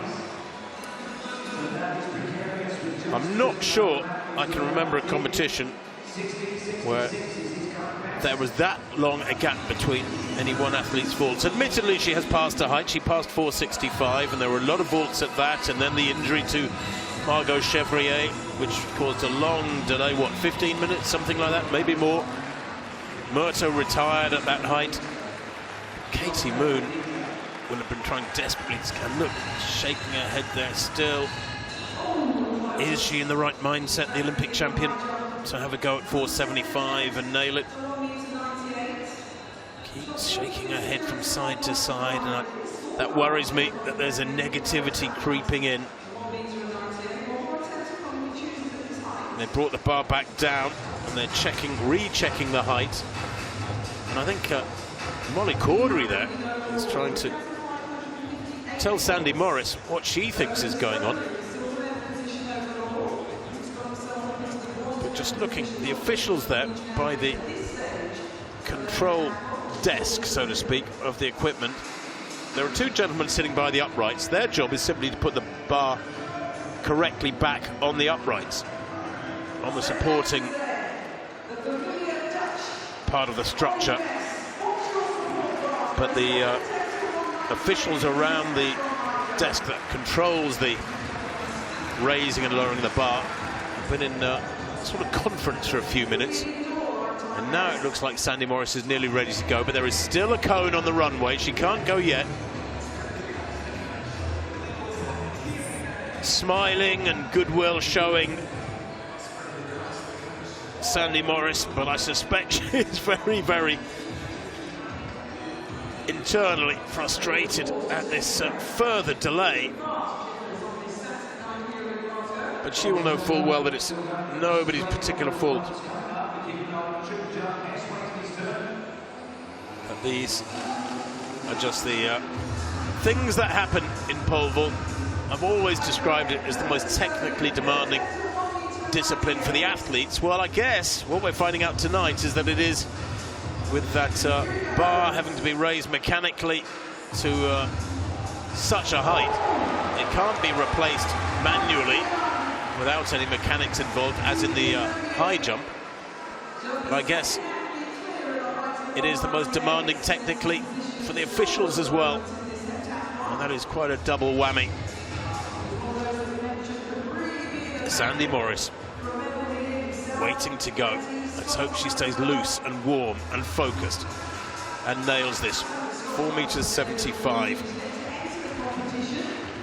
She is ranked 5th in the world this year. The big names are all still there. Cordery, the world #1. McCartney, the world #2. Sandy Morris, the world #5. Katie Moon, the world #7. And Moser, the world #9. Now, the cone is gone, and Morris can vault at last. Here she goes. First athlete to attempt 4.75 meters. A first-time clearance here would be very, very powerful, and no, that wasn't close. And they are having to contend here with conditions, circumstances that, to my money, are unique. I cannot remember in many, many years of commentating a situation where athletes have had one delay after another after another. Nobody's fault. They know that. They just have to get on with it. And it's a massive test, really, of their ability to cope with awkward, unexpected circumstances and retain their focus and to get the job done. And I'll tell you what, whoever ends up winning this pole vault tonight will be an oh-so-worthy champion. Maybe a little bit more worthy than usual. Moser next to go. A first-time clearance here would be massive. Moser will go next. Then Svabikova. Then Cordery. Then McCartney. Then Moon. That's the jumping order. Now, Angelica Moser Well, this would be a new season's best. She's cleared 473 just 11 days ago in France, in Clermont-Ferrand. 473. This is 475. First attempt for the Swiss. No, and a refusal from her too, and this really is beginning to present a big challenge to the big names. Morris and Moser. Morris, it was her first vault of the night. It was only her third vault. Moser, of course, had a couple of attempts at 455 earlier, but she popped over 465 without any trouble. That first time refusal at 475 doesn't augur well.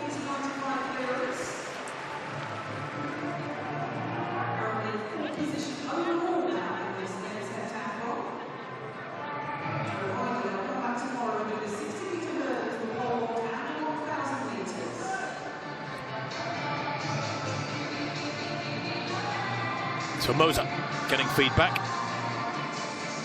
Svabikova has already set a season's best of 465. It was 463 coming into the championships. What can the 24-year-old Czech do? 475 for her would be a lifetime best. It was a year ago that she vaulted 472 in Ostrava in front of her home crowd. 475, can she go for it here? No, she too unable to really give it a go.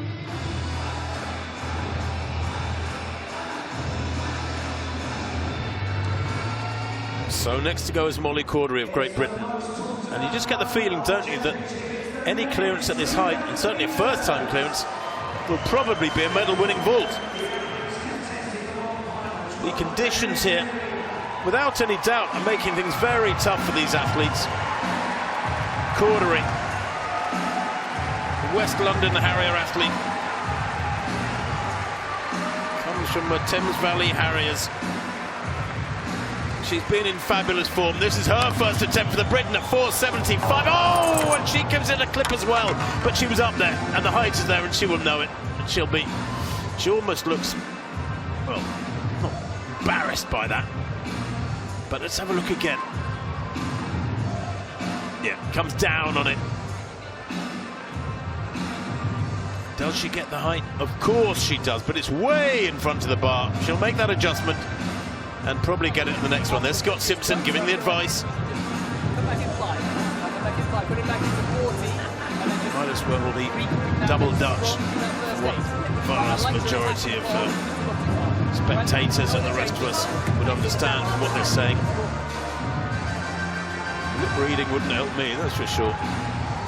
But McCartney next to go, and the door is ajar now for McCartney and Katie Moon to cause a bit of a situation that will be difficult for the likes of Morris, the defending champion, and Cordery in particular, the world #1, because if they can pop over this first time, it will be worth its weight, or perhaps literally in gold medal metal.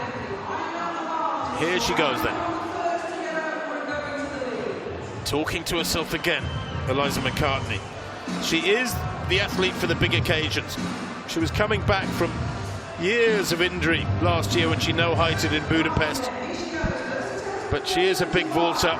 She is the world #2. Can she nail this? It'll be so valuable if she can, and she does! She certainly can! Oh, that is very, very significant. McCartney, first time. 4 athletes have failed prior to this at 475. She pops over without any trouble at all, and there's room to spare. That's a big vault for Eliza McCartney. They will be screaming at their TV sets down in New Zealand, there's no doubt about that. Her idol is Valerie Adams, a teammate who dominated the women's shot put world for many, many years.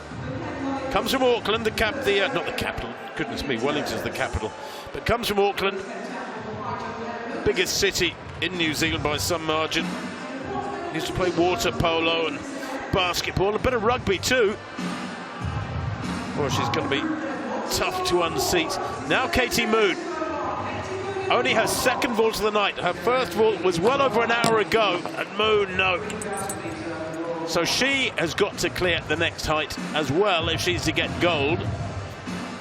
And that puts McCartney very firmly in the driving seat. There's the situation. Goodness me. McCartney, Morris, Cordery, Moser. 7 athletes in it, but only one clear at 4.75 meters, and she went clear first time, did Eliza McCartney. Well, when she cleared her season's best of 4.84 in Lieven,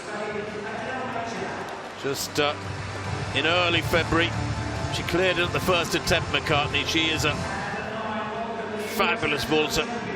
Has the temperament for these big challenges, and that's what you need. And Sandy Morris has a big challenge in front of her now. She's to maintain her hold on her world indoor title that she has had now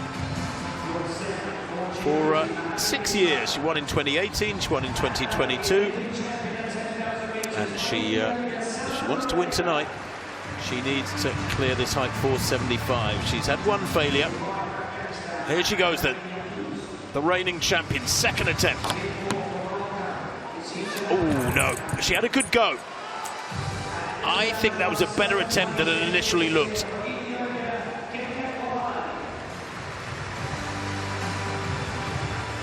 Yeah, nearly had the height. I'm not sure. I'm not sure. Next to go is Moser. These X's are increasing in number, and Eliza McCartney has one hand on the gold already in a competition that certainly must have been dramatically affected by events of the last couple of hours. It's 8:45. It's almost 9:15 local time. The competition started at 7:05. They've been out there for an hour and 40 minutes. Moser waiting for the cone to be removed on the runway.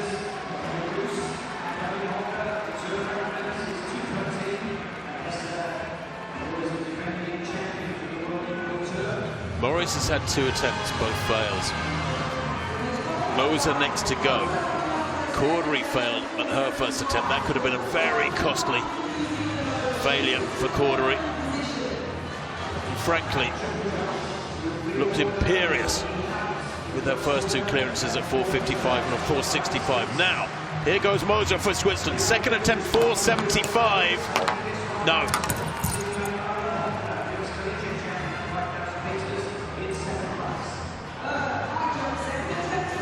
And it would be a season's best, and I'm not sure how close that was. Let's take another look. No. Flipped it on the way up, Moser. Not sure she ever got up there.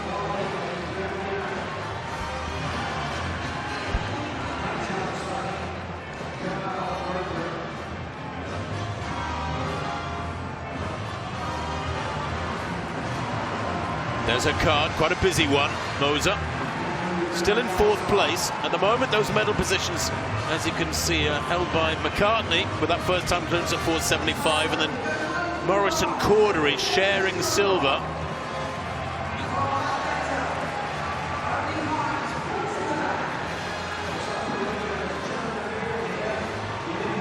So Svabikova will be next to go. Then it will be Cordery. Here goes the check. Cone's just been removed from the runway. Bar reset. The problems of the bar juddering around and falling thankfully have gone. Now, can Svabikova make sure it stays up? Second attempt, 4.75. No, another refusal from her. This does look beyond her. Her season's best already has been set with her previous clearance at 4.65, and this would be a lifetime best for Svabikova. She's got 1 attempt left.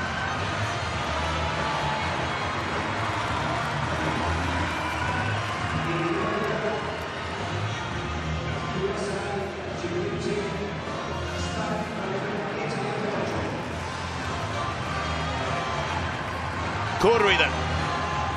Now, really does need this, doesn't want to put herself under the pressure. The home crowd willing the Briton on. Second attempt, 4.75.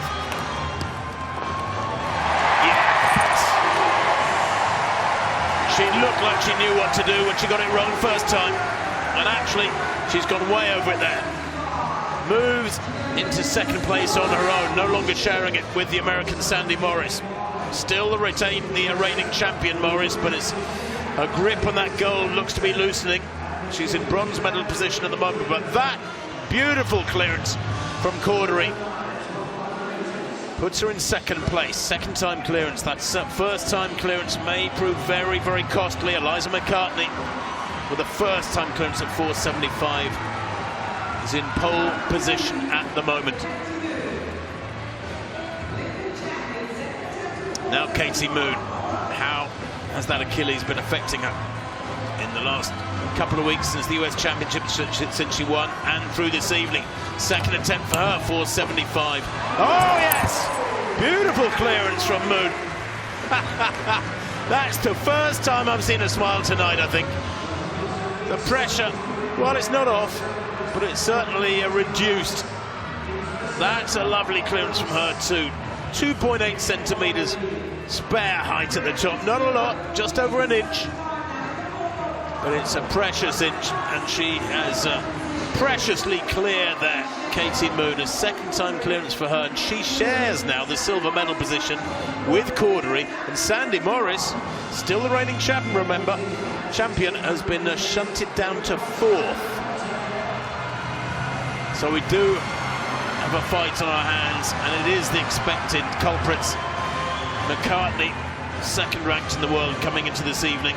Cordery in second place, world number 1 coming into this evening. Moon, world number 7 coming to this evening, shares second place. And here goes Sandy Morris now, third and final attempt at 4.75 for Sandy Morris. If she clears this, she will stay in fourth though. So while she will be able to fight on, if she clears this, she earns herself 3 more attempts if they're needed at the next height, 4.80. It'll go up just 5 centimetres after this. It's for Morris then to stay in the contest. Oh, no. Her reign is over.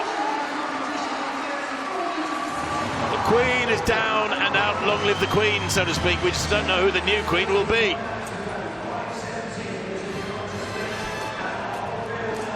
Well, that's sad for Sandy Morris. She hasn't looked really on song. She was beaten by Moon at the US Championship. She's only had a couple of competitions this year, although she was world number 5 with 4.82. That was in Reno, Nevada back in January. In fact, early January, a long time ago.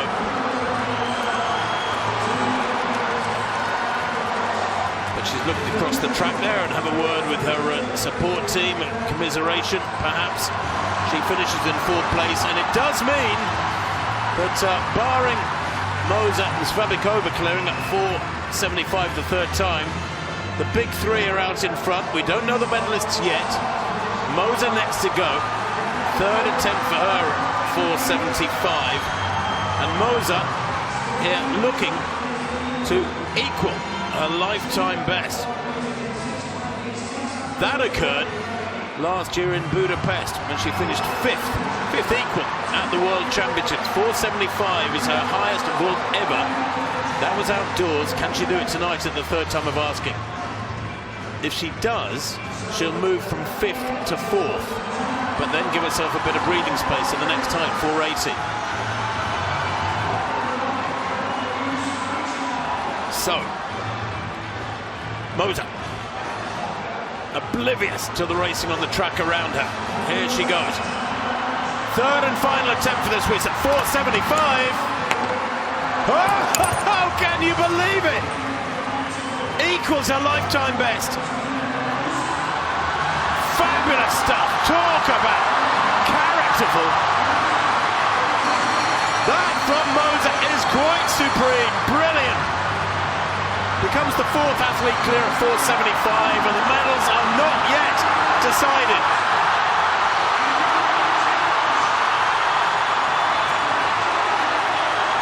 Well, she has peaked to perfection as Angelika Moser of Switzerland, and no wonder she is smiling.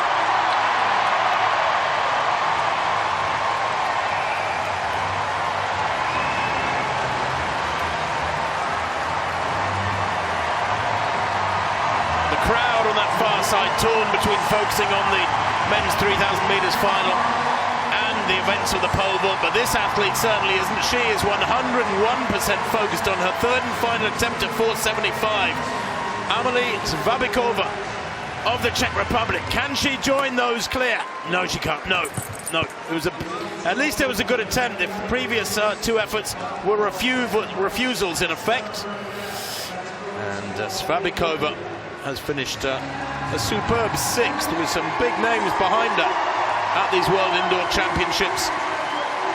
Sandy Morris fifth on count back. And we have 4 clear at 475 and still battling out.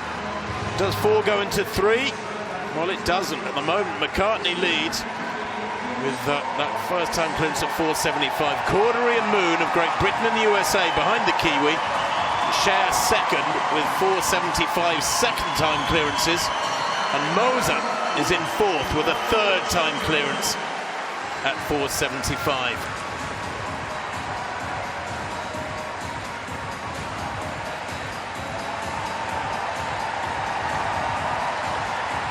Now Moon and Cordery deep in conversation there. They're sharing silver medal position. That's nice.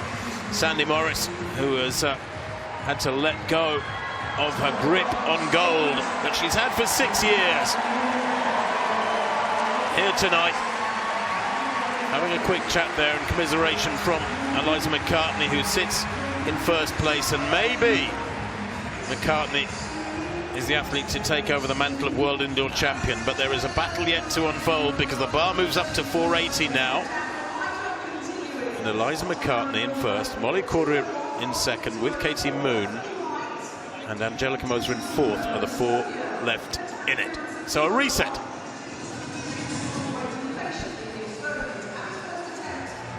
So Morris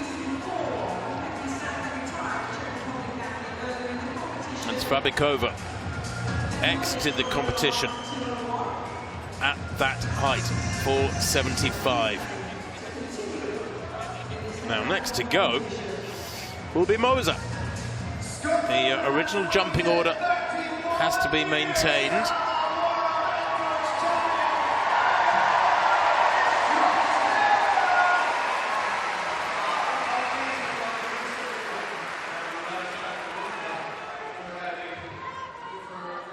So the Swiss taking her time here, as well she might, because this would be a lifetime best. She's already equaled her lifetime best from last August in Budapest. 475 for her came in the third time of asking, but it was a beautiful vault, and it probably makes her believe that more is possible. You never know, of course, what these athletes do in training, but the bar is at 480. She's the first to attempt it. Here she goes now, the Swiss, Angelica Moser, first attempt. Ooh, I tell you what, that was a fabulous effort.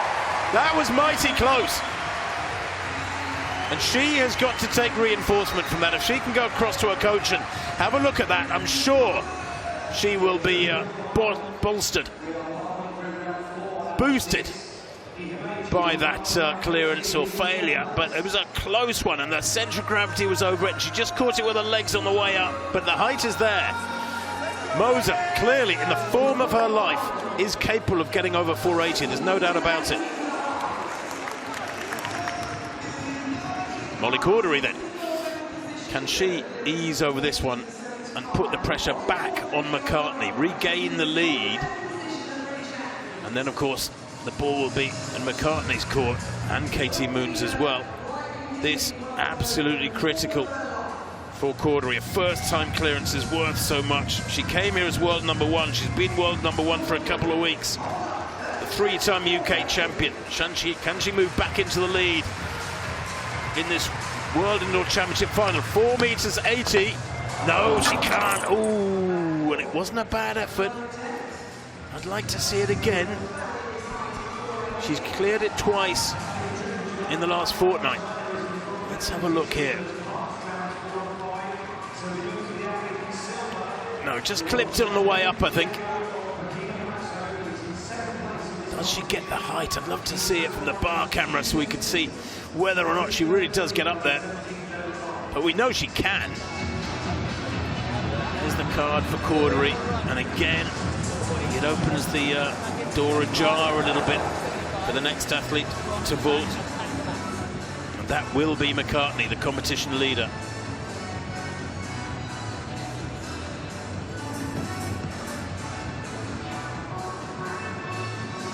So Eliza McCartney then. World number 2 coming here at the moment. Has one hand on the gold. Ever smiling, so positive.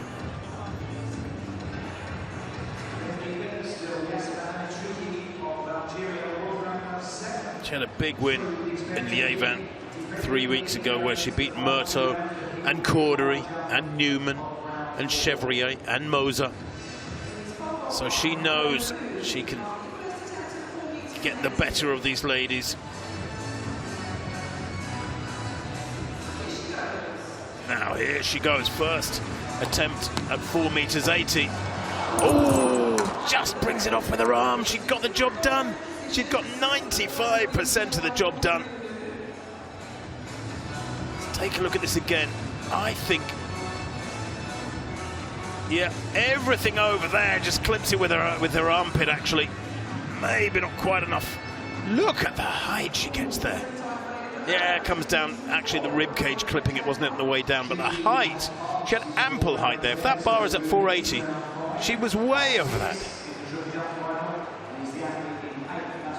And she would have seen that replay, and she'll know full well.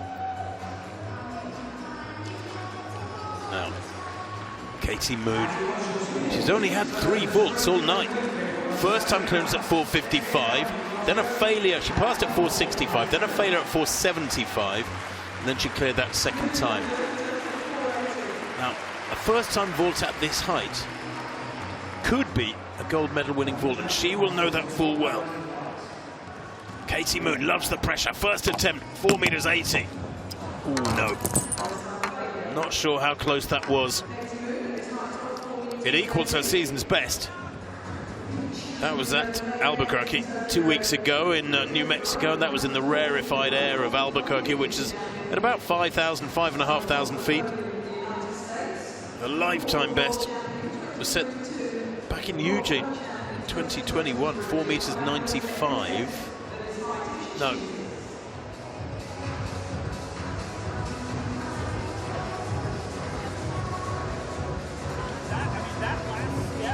Well, getting the instant replay there. But you see how you're immediately on your top. So, the 4 athletes in the competition have each had 1 attempt at 4 meters 80 now. Second time efforts coming. Moser, her attempt actually was as good as any of them. And this for her would be a new personal best, a new national record for the Swiss. So,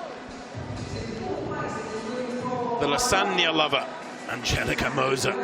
She was the flag bearer of the Swiss team at the opening ceremony of the Youth Olympic Games back in 2014. Here she is 10 years later at the peak of her event.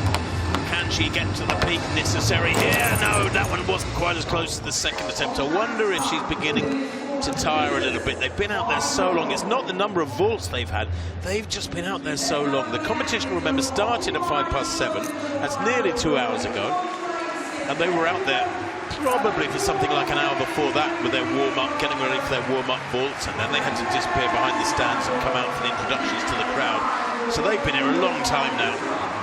And it really does test the concentration, test your ability to retain focus. Moser has 1 attempt left at 480. She is in 4th place anyway.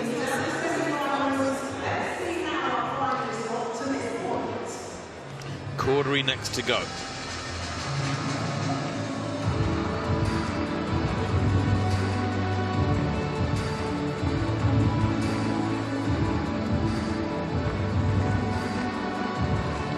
The confidence of knowing you've been there before and done it recently. Flowing through the veins of Molly Cordery. She has a silver medal in the Commonwealth Games back in Birmingham 2022. She shares silver medal position here with Katie Moon, the Olympic champion. She was 5th in Budapest last year. The crowd now fully focused upon Cordery. Second attempt, 4 meters 80. This to take the lead. Oh, she does it! Whoa! The crowd roar. They love it.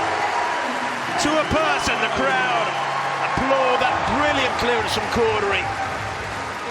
But McCartney, if she goes clear, and she will be next to vault, will regain the lead, even though she too would be clearing at her second attempt, because on countback, of course, she comes out ahead. She cleared 4.75 the previous height first time, and Cordery cleared 4.75 at the second time, but Cordery is in the lead, and that's a lovely clearance. There's plenty of room between her and the bar there.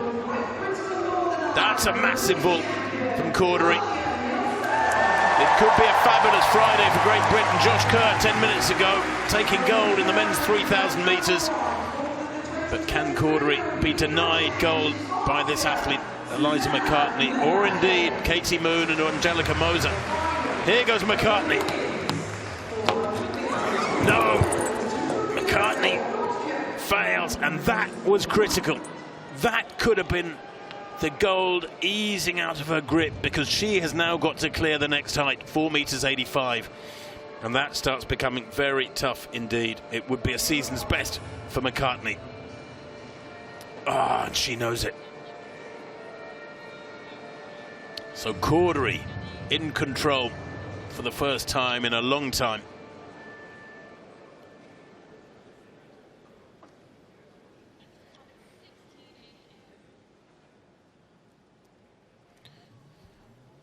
Well, I think just now I said Fabulous Friday. Sounds good, but it's wrong. It's Super Saturday, another Super Saturday. Perhaps, it certainly is already for Josh Kerr, taking gold in front of the home crowd. He's a Scotsman himself. But for Cordery, can she make it a doubly Super Saturday? Now, Katie Moon. This, for a second time clearance from her, would ease her past McCartney. And actually, she would share gold. Here she goes, the American, the Olympic champion at 480. No! And every vault now carries so much significance.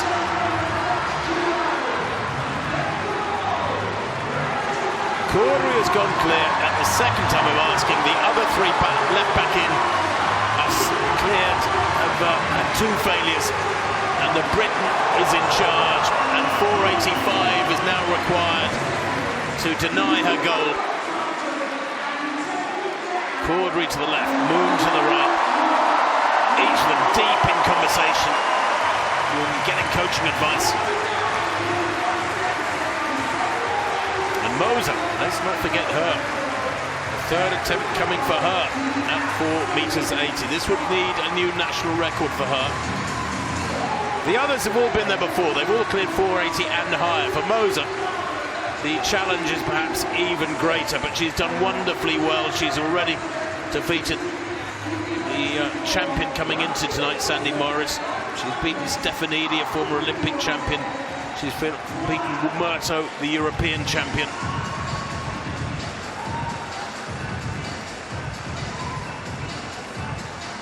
As is so often the case in racing, when you get a wonderful championship performance under your belt on the track, it's sort of towards the end of the winter season, it sort of confirms that your winter has gone well. It stamps a seal of approval on your winter's training, and you can enter part 2 of your year, so to speak, your athletic year.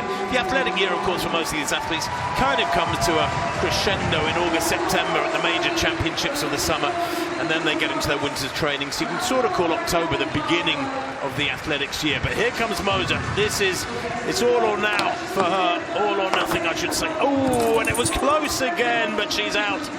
Moser with 3 failures at 480 is confirmed as the 4th placer here in Glasgow. She's put up a very, very tough fight. Every one of her 3 efforts at 480, she gave it a really good go. So near to getting a medal. But she is the one of the 4 that were left in who cleared 4.75, the previous height, at the 3rd time of asking. And she finishes 4th, therefore. And that does confirm our 3 medalists. But what order will they eventually finish in? Molly Cordery of Great Britain leads, from Eliza McCartney here of New Zealand. And Katie Moon of the USA, the Olympic and world champion, is in 3rd place. There's Moon. McCartney next to go. The cone is on the runway.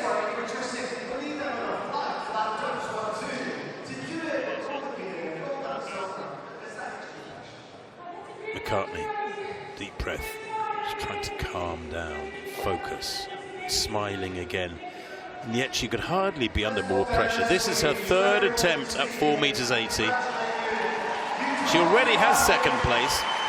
All this will do is give her a slightly tighter grip on 2nd place, because clearing this won't put her back on top. It'll just give her 3 more lives at 4.85, the next height. Oh, and she gets those 3 more lives at 4.85. And the job is not yet done for Molly Cordery. The silver fern held aloft proudly up in the stands. The land of the long white cloud is the translation of the Kiwi name for New Zealand. Well, this has been a long, long evening for all these vaulters.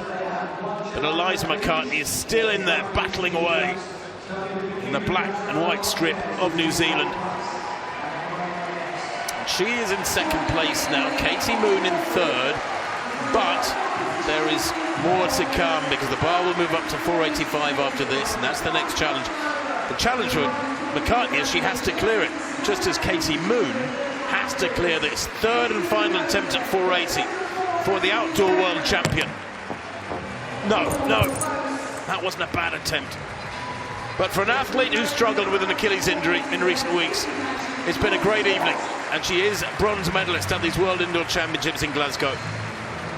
She will be disappointed. She's used to championship gold and nothing else in recent years. Indeed, back in 2022, gold in Eugene. In 23, gold in Budapest. Before either of those, that brilliant gold in Tokyo at the Olympic Games. And Cordery, well, she has the chance to apply the pressure to McCartney, because she vaults first, retaining that original competition order. Cordery, funnily enough, was 8th in the original jumping order, and McCartney 9th, and they will be jumping one after the other still, even though they're the only 2 left in it. There's Stefanidi, she's been there and done it. Glorious participant in one major championships after another, the Greek. But tonight finishing down in 7th place with her best at a first-time clearance at 4.55. So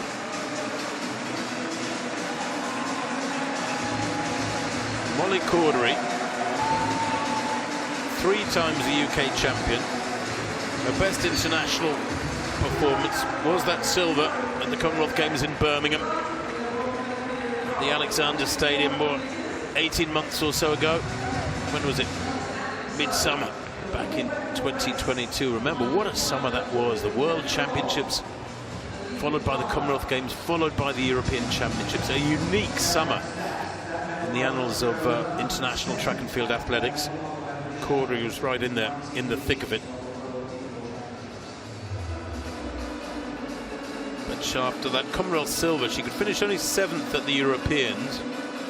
Well, she has moved on several clicks of the dial since then, defeating tonight the Olympic champion Moon, defeating the European champion Murto, the world champion, of course, Moon as well, defeating the world indoor champion up to about 15 minutes ago, Sandy Morris. Surely greatness waits for this young lady, because she makes big heights look simple. She came here as world number 1, and she's in #1 position now. Can she tighten her grip yet further on that world indoor title with a clearance here at 4.85? Now, she has been there. Indeed, McCartney would be looking for a season's best to go over this, whereas Cordery has cleared this height a couple of times in the last 2 weeks. In Birmingham 2 weeks ago, and then in a meeting in France just last week. First attempt, 485 for Cordery. Oh no, it was very, very close. That looked like her first attempt at 480. She had the height, just not quite the top of her arc over the bar.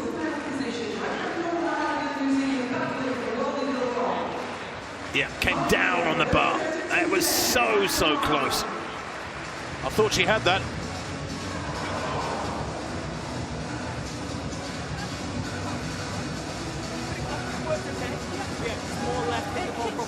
Well, that immediate feedback is great to see, isn't it?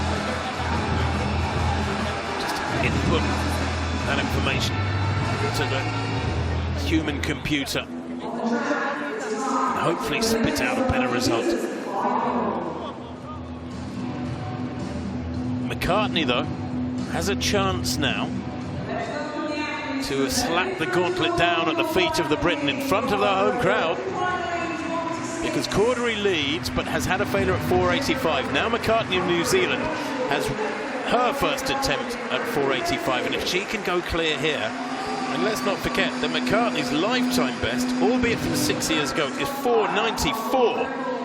She is what, the 6th highest vaulter in history in the pole vault. She is capable of massive heights, and she did that 494 back in 2018 when she was just 21 years old. Well, here she is, 6 years older, 6 years wiser. If she was a car, she'd be a very low mileage car, because she spent so many seasons out injured. She had sort of half seasons between 2019 and 2022. And she's enjoying herself, that's the important thing. Still smiling. A scream there at herself. Come on, wake up, get this right. Third time clearance at 480. Can she convert that into a first time clearance at 485 and regain the lead from Molly Cordery? It is the big clash that many expected. The two in-form athletes, they came here as number 1 in the world, Cordery, number 2 in the world, McCartney. It has gone absolutely to script in many respects.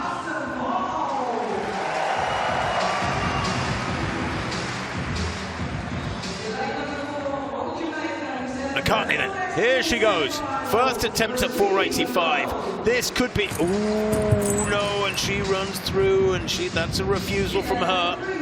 That's uncharacteristic.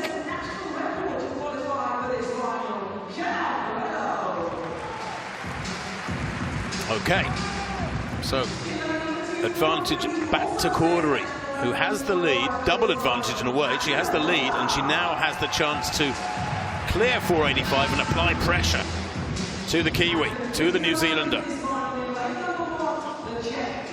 She's already done herself a power of good as Eliza McCartney with that guaranteed silver that she's got so far. Molly Cordery, well, talk about a shooting star, dazzlingly bright tonight. She has the lead, and you don't have to go back too far for people to say, who's Molly Cordery? Well, they'll remember this name now. The clock ticking away, and Cordery just taking her time. No need to worry them. A track race is about to start, the men's 400 metres. And Cordery is sitting this one out patiently.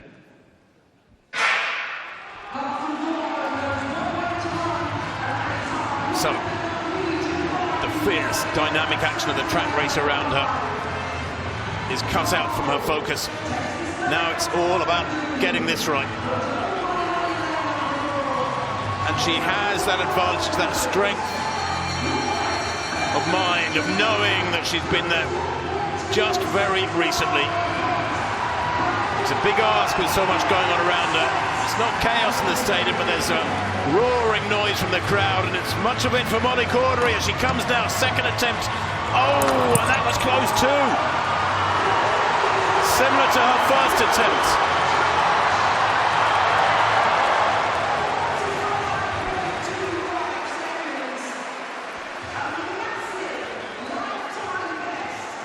No, that was very close for Cordery. Let's take a look. And look at the height there. She's over that. Went up and through it, and the high point was beyond the bar, and so the ribs came up and crashed through the bar.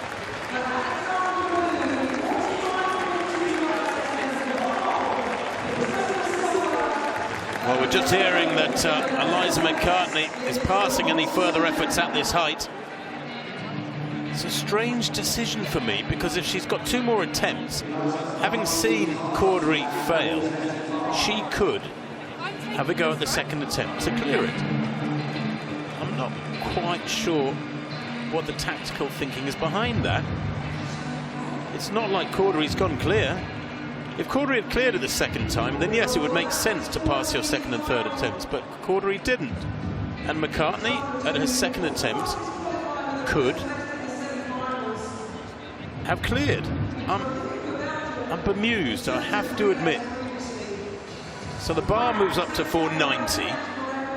Well, I say it moves up to 490, it doesn't actually, because Cordery, if she wants, can have a third attempt at 485, and I suspect will. So a little bit of gamesmanship maybe from McCartney, saying to Cordery, do you know what, I'm just going to have a rest.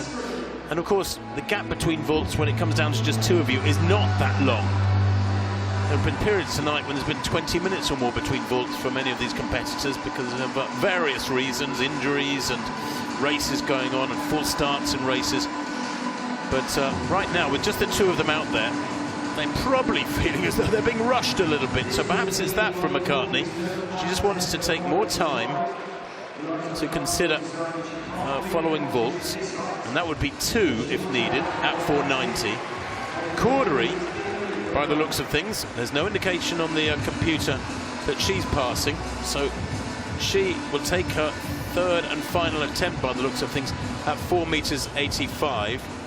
But she's going to take her time. The clock is ticking away. They have 3 minutes. The clock's on about 2 minutes 25 now. So she's got a couple of minutes. She doesn't need to rush this.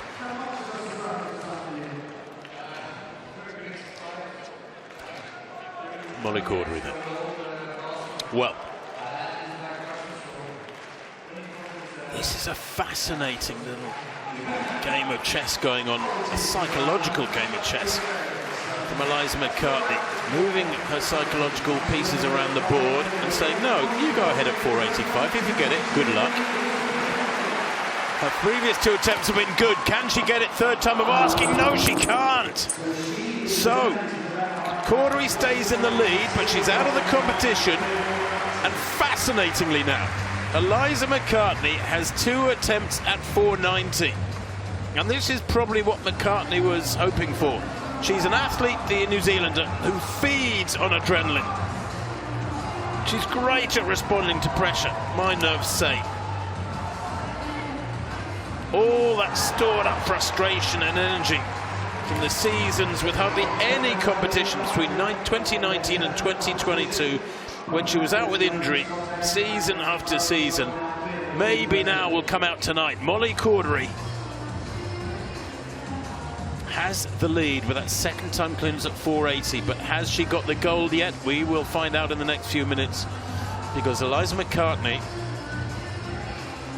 will go at 490. It may take just 1 vault. If she pops over at 490, she will be world indoor champion.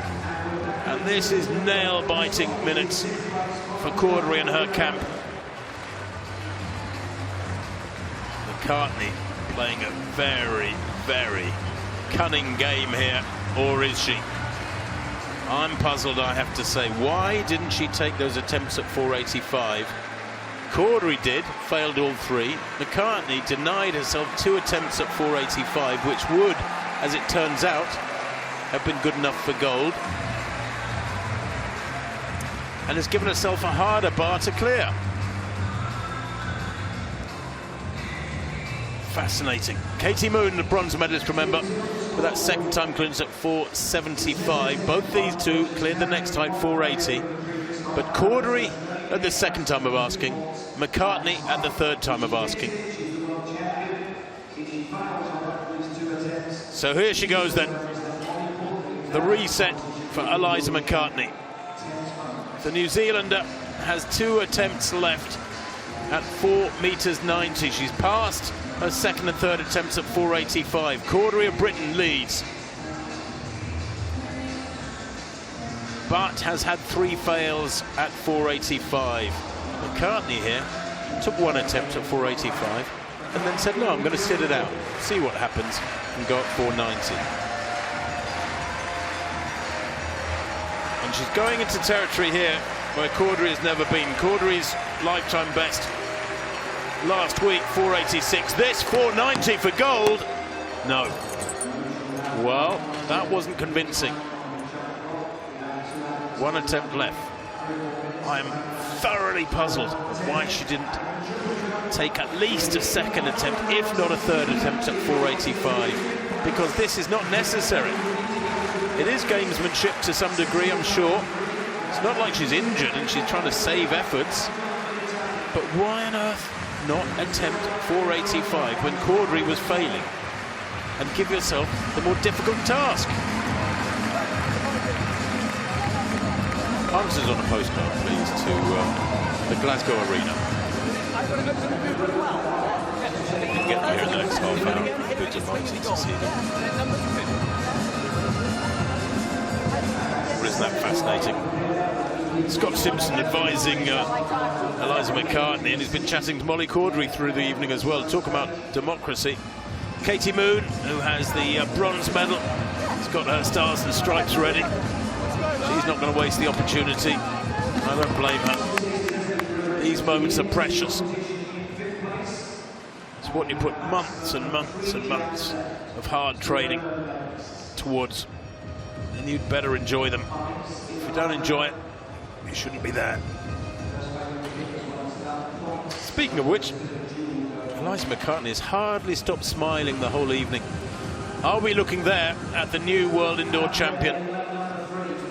1 vault left for Eliza McCartney. Talk about a pressure vault. Now, what's she scribbling down? There's a little bit of Nicola Onislagers going on here. The Australian who took women's high jump gold last night, defeating the defending champion and world outdoor champion Yaroslava Mahuchik of Ukraine. That was a turn-up. Wonderful clash between those two, and this has been a great clash here tonight.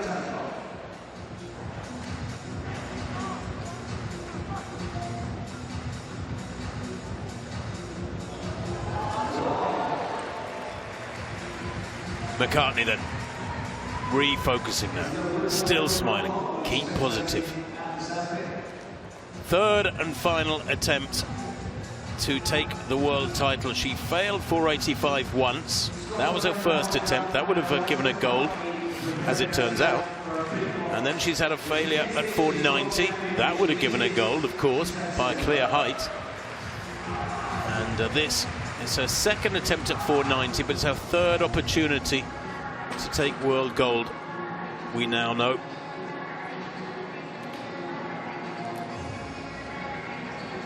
Deep in discussion then, the athletes at the moment who share gold and bronze. Katie Moon knows she's got bronze.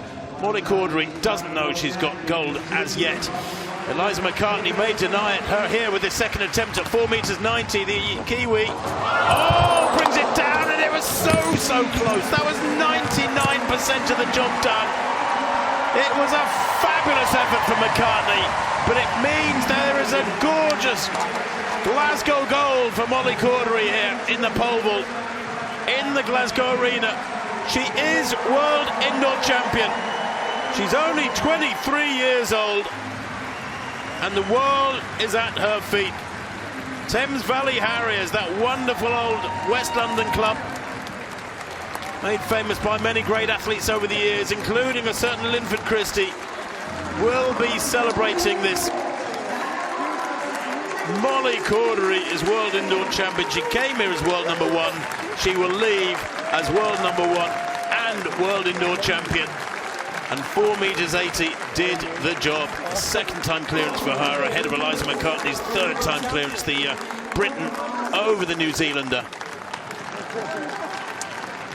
Wow. Well, it's been a long, long competition. Local time, 9:25. They've been competing out there for 2 hours and 20 minutes.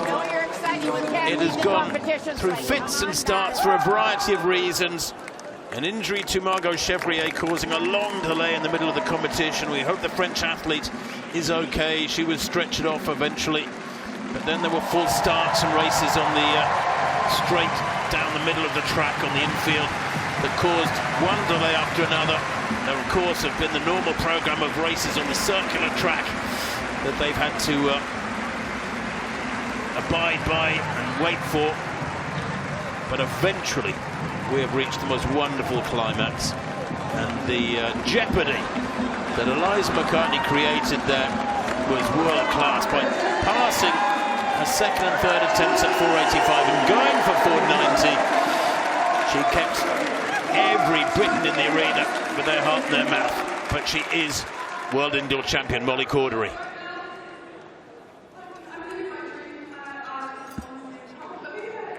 Well, you might not have the words, but you certainly have the smile of a world champion. Huge congratulations from all of us. Thank you so much. Well, here's the moment Cordery found out she'd won.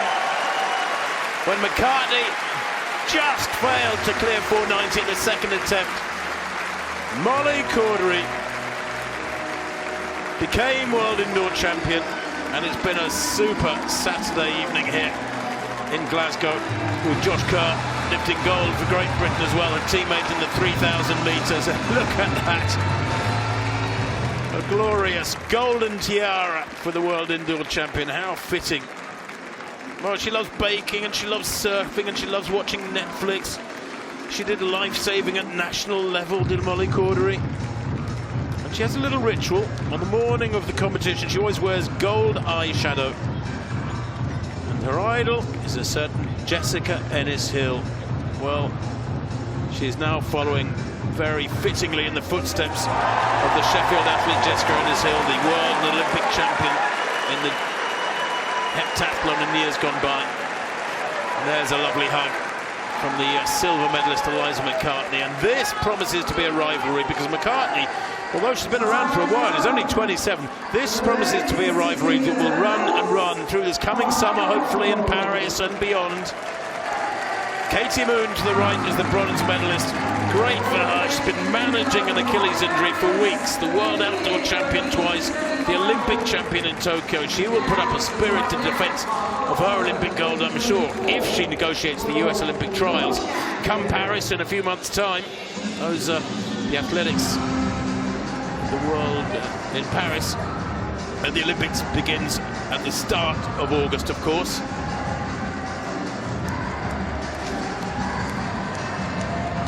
Well, it was super gold for Molly Cordery here in the Glasgow Arena. Let's confirm that result for you. British gold for Molly Cordery here in Glasgow, 4 metres 80. Her performance. Eliza McCartney the same height, but she cleared it at the third time of asking the New Zealander to finish in the silver medal position. Katie Moon with 4.75, the Olympic champion, takes the bronze medal. A brilliant personal best from Moser of Switzerland, finishing fourth, and Morris in fifth is still a fighting force. Wonderful, wonderful women's pole vault competition here at these 19th World Athletics Indoor Championships at the Glasgow Arena.